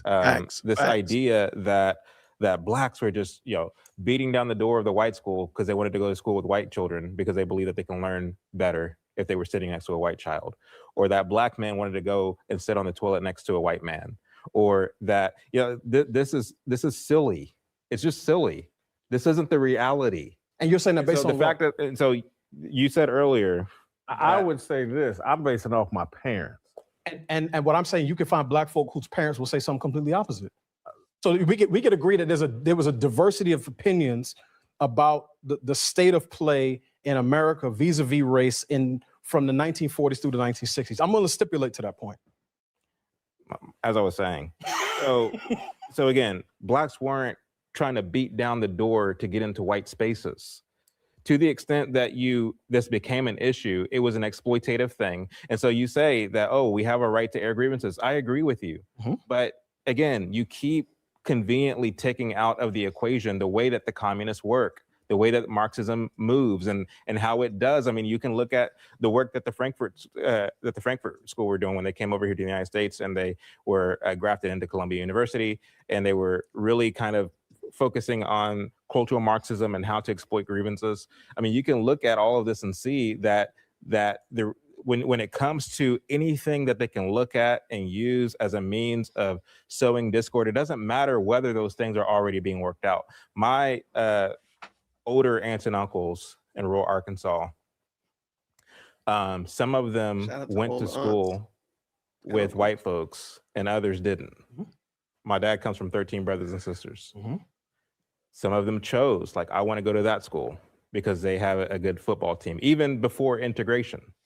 And they were allowed to because, again, depending on the local the local town in those days, you had some school districts who really enforced segregation laws, and you had others who didn't enforce it. I mean, it's similar to, for example, in 2020 during the mask mandates. You know what I mean? You had some cities and towns who had very strict mask mandates. I know in Dallas, Judge Clay Jenkins, he threatened every business owner with a fine if they allowed patrons to come in without wearing a mask. Mm-hmm. There were a lot of businesses that defied those rules and defied those regulations. The same thing was happening in those days. I'm not saying that those laws are right. Again, I said earlier in the debate that I'm not for forced segregation, nor am I for forced integration. And this is the reason why Bob Woodson, for example, left the civil rights movement. That's not a reason, but continue. Well, he said it in the 1980, I believe, 6 interview with David Hoffman. That's the thing that separated him from the civil rights movement is the distinction between forced integration and desegregation. Right. And so the reality of it is, when you take this idea that, well, we do have a right to air grievances as citizens, that's all that King was doing. That's a simple kind of easy and convenient excuse, but the reality of it is it was far deeper than that. It was far more than that. Like, King wasn't just, well, let me do something about the fact that I can't eat a cheeseburger where I want to, or drink a cup of coffee where I want to. You still have to take into consideration freedom of association. And so I don't see coercing my neighbor to serve me a sandwich, even though he might not like black folks, as a win. I don't see that as a win. I'd rather know who the bigots are. I'd rather know who don't like me for the color of my skin, so I don't get my food, clandestinely spat on, or whatever the case may be. I'd rather know who these people are, rather than having people hide behind these laws and being coerced to do something at the threat of having lost their business or whatever the case may be, going to jail, just because I want to eat a hamburger at the hands of a white man. So I mean, I think that is an oversimplification of the argument that I'm making. It wasn't just about, can I eat a white man's hamburger, right? If a hardworking mom, a domestic, goes into the local, the big box retailer, whatever it was at that time, right? And she wants to buy her daughter a Christmas present, and they're like, no, we don't serve your kind here. Or you have to choose from a different set of presents. Or you can't try on the clothes. The idea that you're just whining and complaining because you're like, look, I'm a citizen here, right? My family goes back on this land 10 generations, and I'm being treated differently because of my race. And what I'm saying is, I don't think you can have a truly free society where we say we value liberty and we're setting up different modes of treatment for people based on race. That is a simple, so you're right. I haven't read all the books. I don't have all the history, I'm listening to the arguments that you and other civil rights era critical people are making. And I'm just asking whether we are holding this through line all consistently. So it's not just, oh, you don't have to eat the white man's hamburger, you're gonna make your own hamburger. I'm all for do for self. Do I think the civil rights movement ended up with some excesses that have been terribly detrimental to America and to Black America? Absolutely, I do. Absolutely, I do. Do I think that the Black community is in worse shape in some areas, particularly in the family, than we were in 1965? Absolutely, I do. But part of what comes with freedom is the freedom to fail. So you take the. So I agree with Delano. I understand what he's saying, but I don't think you can overlook the benefit that there. Somebody mentioned it. You know, there were tons of businesses that were owned by Black people that were scuttled because of integration, forced integration, because everybody now, like, oh, they got the better stuff, so we're gonna go over there. So imagine if they had been able to continue. Maybe, I mean, nowadays it seems kind of weird, like, oh, you're gonna start your own Google, you're gonna start your own Apple. That sounds crazy now. But what if they had been able to start at the same time? And they're already flourishing. There were tons of other businesses. So I don't think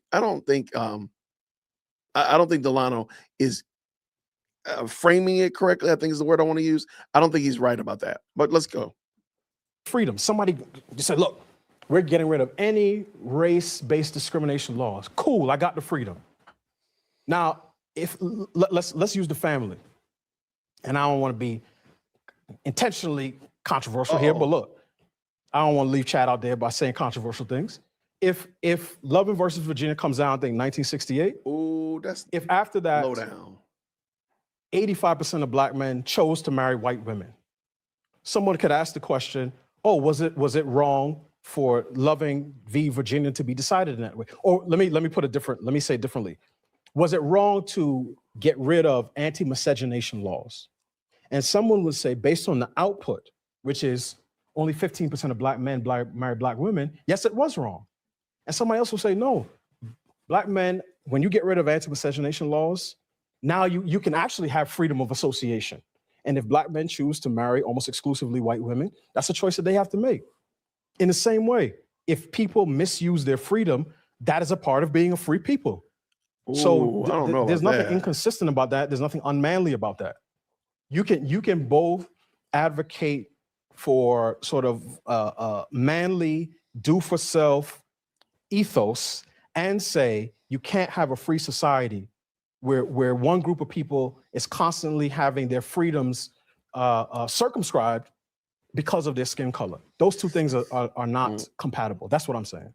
I don't know. Yeah. Delano. So the fact is, it seems, with all due respect, that you're coming from a place of theory, because the reality of it is the rhetoric. I mean, you have to understand, when you look at somebody like King and James Baldwin and others, and how the media basically contorted themselves and bent over backwards to put these people front and center. And they said, these are the Negro leaders. This is how they would constantly introduce them: Negro leader, Negro writer, Negro poet, Negro. The reality of it is, to the extent, and this is why I brought up Nikki Giovanni earlier, because I think she said something key. My generation were not business people. We were protest people. We were civil rights people. As Bob Woodson put it, he said it was kind of like you walked outside and there was a storm and the rain started coming down and everybody was talking about the movement. It was really in with the youth, with the baby boomer youth in those days. And so it was something, Carol Swain, I interviewed her, and she said that she lived in rural Virginia and nobody ever talked about race. Everybody seemed to get along for the most part. But when she turned on the TV and she saw King giving a speech, it was just electrifying. And so the fact of the matter is, you have this thing happening, this trend, this movement. And what is the guy saying? He's talking about the Negro still not being free. He's talking about, we're coming to get our check. He's talking about et cetera, et cetera, et cetera. This caused what was really kind of a mindset shift. And you fast forward to today, and you see this kind of smug disposition that many Blacks have. this idea of seeing racism, this kind of race paranoia, or what the late Vodi Bakum called ethnic Gnosticism, this kind of seeing racism where there is no racism, this kind of, I'm sure you're familiar with the SCAR study that was done in the 1970s. I think I've heard of it. Right. I haven't. And Yeah, we'll go ahead. So just real quick, so basically, you can correct me if I'm wrong, they put a scar on several people's face and they sent them in for a job interview. But before they went into the interview, they said, well, let me fix it a little bit, but they actually erased the scar. So the person would go into the interview and they would feel that they were being judged and that they were that they didn't get the job because they had the scar, not realizing the scar was never there. And so it was really all in their head. And so I bring that up to say that, like, you know, sure, some people can say, well, that's what systemic racism has done. It has put us in the place where it made us, you know, feel inferior. But the reality is, how do you account for the fact that you saw this kind of upward mobility that we talked about earlier in the debate? How do you account for that? How did this kind of woe is me mentality skip generations, only to reawaken itself in these kind of young baby boomer militants and activists and people who are trying to, you know, Carol Swain said that she wasn't able to be a part of the movement because she was in rural Virginia. But she said, had she lived in Chicago or one of these other places, she said she would have been all in on the movement. So there's this electrifying thing that's happening by way of this trend that's being really pushed along by the press. They're making King a larger than life figure. He's on the cover of Life magazine, Time magazine, Nobel laureate. He's getting all of these accolades, all this attention. And the message is that of bitterness. It's that of grievance. It's that of woe is me. It's that is we need to get our check. It's that is et cetera, et cetera, et cetera. This caused what I believe to be this kind of downward trajectory that we would see, that would manifest into what we like. This idea of being a protected class has not benefited us well, is the point that I'm making here. And I apologize, we're not going to get to the fifth question. We're 2.5 hours in. I think it's been great. And I apologize for the parts that weren't great. They were on me. But I want to summarize it and give these guys will have the final word. I want to summarize it by saying what I think my takeaway from this debate discussion is that Chad is arguing kind of what I believe, that the civil rights movement is exactly what we experienced with the Black Lives Matter movement. That Black people en masse were sitting at home having conversation. If you lived in the inner city, man, Pookie and them shot up so-and-so. Not Pookie and them. These gangs in our neighborhood are causing it to be unsafe. And then on TV, there's this conversation about the police are killing everybody. And I can't go outside because the police may kill me. And then we build a movement, Black Lives Matter, around the police killing everybody, when the reality was our neighborhoods are unsafe, they're controlled by gangs. And 30, 40 years from now, historians will be having discussions about how rampant this whole 2020s and 2010s were. The police were just killing everybody. And Black people were demanding that something be done about it. And it was really the media that decided, and the people that control the media decide, no, we're going to focus on this, rile everybody up about this. And so it's just, you know, history just keeps repeating itself because we haven't learned from our history. We haven't learned the tricks. And all of this diversity, equity, inclusion, intersectionality, everything race focused, Black, blah, blah, blah. It's just a problem. And we spend way too much time not evaluating things from a biblical lens. We evaluate everything through a secular lens, and that leads to a lot of the problems we have. That's my final thought. I'm going to give Chad his final thought, and then Delano his final thought, and we will end. I'm going to give these guys, and I know I didn't even prepare either one of these guys for this, but summarize your final thoughts in 3 minutes. I think that's about how much time I just used there. Put 3 minutes on the clock for Chad. This is unscripted, unprepared. Hadn't had time to think about it, but just your final bowl on this conversation and what you hope people take away. And then Delano will close us out. He'll get 3 minutes, and then show will stop. Yeah. So I guess thank you, Delano, for this conversation, and thank you, Jason, for hosting it. My final thoughts are that when we look at the civil rights movement, when we look at Martin Luther King and his body of work, we can't take out of consideration the fact that we were in a Cold War period in our history. And we also can't take out of the consideration the fact that the communists moved in a very covert, in a very clandestine way. And we do have the information, we do have the records that what the communists were doing, the Southern Christian Leadership Conference in King was very much a part of that, as the records reveal. Again, anybody can go and look at the 2025 MLK files, which were recently released. Anybody can read Ben Kamen's book, Dangerous Friendship. Anybody can read the book Hammer and Hoe by Robin Kelly. All of these are materials that are at our disposal. And so we can't dismiss the reality that this was a Marxist movement by saying, oh, well, King never said that he was a communist. Or we can't say, well, everybody has a right to share a grievance.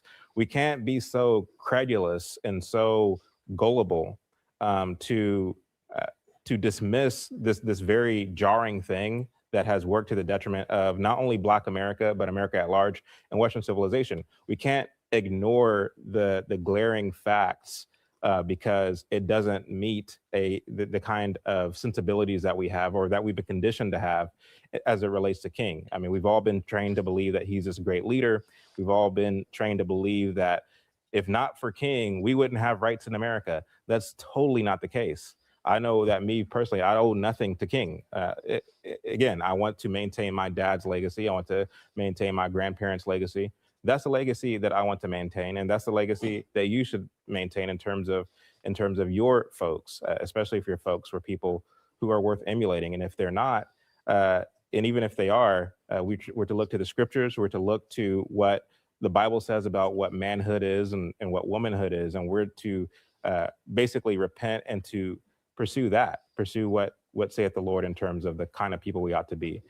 Don't follow or worship King, because if you do, not only are we giving our country away, but we're also giving the church away, and that's wow, that's quite terrifying. Delano, floor is yours. Well, I want to echo Chad's sentiment. Jason, I thank you for convening this conversation. Chad, I thank you for the back and forth, the dialogue. Again, I respect your work. I just fundamentally disagree with some of the conclusions, right? I've stated some of my issues. I think there's been at times intellectual inconsistency. And in fact, if I had to characterize it, I think some of the same things that you talk about in what I would call your 1964 project mirror some of the things that Nicole Hannah-Jones was talking about in the 1619 project. Not the same issue, but some of the same tactics. She sees racism everywhere. You see Marxism everywhere. She believes the founders need to be torn down because their moral failings and inconsistencies have marked and poisoned sort of the evolution of American history since the American founding. And what I hear Chad saying is that the moral inconsistencies and moral failings of King and his generation have done the same thing to Black America since that time. But what's interesting is that the Civil Rights Act of 1964 is what any citizen, and the Supreme Court recently ruled this in a 9-0 ruling, that the Civil Rights Act applies just as much to majority groups as it does minority groups. So when a white person feels that they've been aggrieved at work and have been discriminated against based on race, they make an appeal to the governing authorities based on that act. So whether that's a DEI policy or some other policy that they believe is discriminatory in nature, they can say, hey, you can't treat me differently because of my race. And what I'm saying is, I think that's consistent. Their application of that is consistent with what King was arguing for in the 1960s. But I think ultimately what this comes down to for me, and one of the things that, one of the reasons why I push back on some of the things that Chad says is because I'm a person that believes in gratitude. And Chad said he owes nothing to Dr. King. That's certainly his perspective. And I respect any man who sees his dad as a hero more than any ball player or politician or civil rights leader. But again, if you're the type of person who wants to live in certain neighborhoods and go to school in certain places and marry certain people, then you owe a debt of gratitude to the people who came before you. And I think if there's one thing that our politics needs less of, it's ingratitude. Every victimhood and bitterness is the order of the day, and it's no more righteous coming from the right than it is from the left. I'm going to end with this quote. This is from A Few Good Men. This is I'm quoting Jack Nicholson's character, Colonel Jessup, when he was talking to Tom Cruise about getting the truth, and he said, "I have neither the time nor the inclination to explain myself to a man who rises and sleeps under the blanket of the very freedom that I provide and then questions the manner in which I provide it. I would rather that you just said thank you and went on your way." And that is the way I feel when I hear people, anybody basically under the age of 40, casting moral aspersions on the civil rights movement and saying what they would have done if they were in their position. We should just say thank you and go on our way. I'll never thank anybody for pushing communism ever. So shout out that's to your Chad. argument, and you're free to hold it. Chad is a gangster. You said we were done. You did say that. You said we were done. We'll see you next time. Thank you. All right. So that was Jason Whitlock. Look, I give Jason Whitlock a lot of problems because I think he's definitely flip-flops on a lot of things. I thought that was a really good interview, a really good debate between those two. Yeah, I thought it was civil. Even if you didn't get to every topic, I'm going to drop the link just in case you didn't get it. If you didn't get the link to it, go check it out and go support them for sure. I think this is definitely worth supporting. But thank y'all so much for that. I really appreciate it. Shout out to Chad. He's a friend of the channel, great content creator. Shout out to Delano. I don't think Delano's a bad dude. I can rock with Delano. So shout out to him as well. And shout out to y'all. Thank y'all so much for hanging with us. It's been a long evening, man. We started out early looking at this debate, and we tipped our toe in there and listened to what Candace was talking about. Pure foolishness. And then we jumped back in and finished up the debate between Delano and Chad. So shout out to you all. Thank you so much. I'm going to real quick. I think Cinema Shogun did his Cinema Shogun. If you're not following on X, you need to follow Cinema Shogun. He does a review of Candace. He does like a play-by-play, like the old school Cliff Notes. It's outstanding. And yep, he has it ready. I'm gonna drop it in the chat for y'all. Check him out, man. He does a great job. It's simple, man. It's real simple. Like every 5 minutes, he just gives an update on it and then corrals it all together. Great job. I'm gonna tell y'all right now. Tomorrow, we're not gonna do Candace tomorrow. We ain't gonna do it. I'm gonna probably transition and just do a Monday, Wednesday, Friday, and I'm gonna play it by ear. But at the moment, like today was a total waste. Like what? She just threw stuff out there that didn't make any sense. I don't want to waste y'all's time. We can do body cam footage. We can do another interview. We can do a debate like what we watched right here. There's no reason to ruin your night watching this dumb stuff. Because again, I don't think anything's going to come out of it. And it's just stupid. So I'm going to play it by ear, but I don't think we're going to do it tomorrow. We'll probably just do it Monday, Wednesday, and Friday. But I'll let you know ahead of time. You'll know, but ahead of time. But shout out again. Shout out to Cinema Shogun. Thank you so much. Everybody, thank you. I really appreciate y'all rocking with us. I appreciate y'all hanging in. I really do appreciate it. Hopefully you all have a great night. Have a beautiful rest of your evening. Have a great day tomorrow. Go out there and do wonderful things for God's glory and for his honor. I really appreciate y'all. Thank you to everybody. Thank you to the moderators. You all really keep this thing moving in the right direction. And I really do appreciate each and every one of y'all. Y'all mean a lot. Thank you so much. Thank you to the super chats. Thank you to the members. Thank you to people who have liked this video. If you didn't like it, just hit the button 3 times. I mean, hit it In the name of the Father, Son, and Holy Spirit.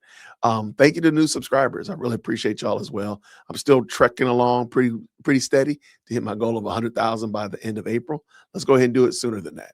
So everybody, thank y'all so much. I'll see you all real soon. Grace and peace.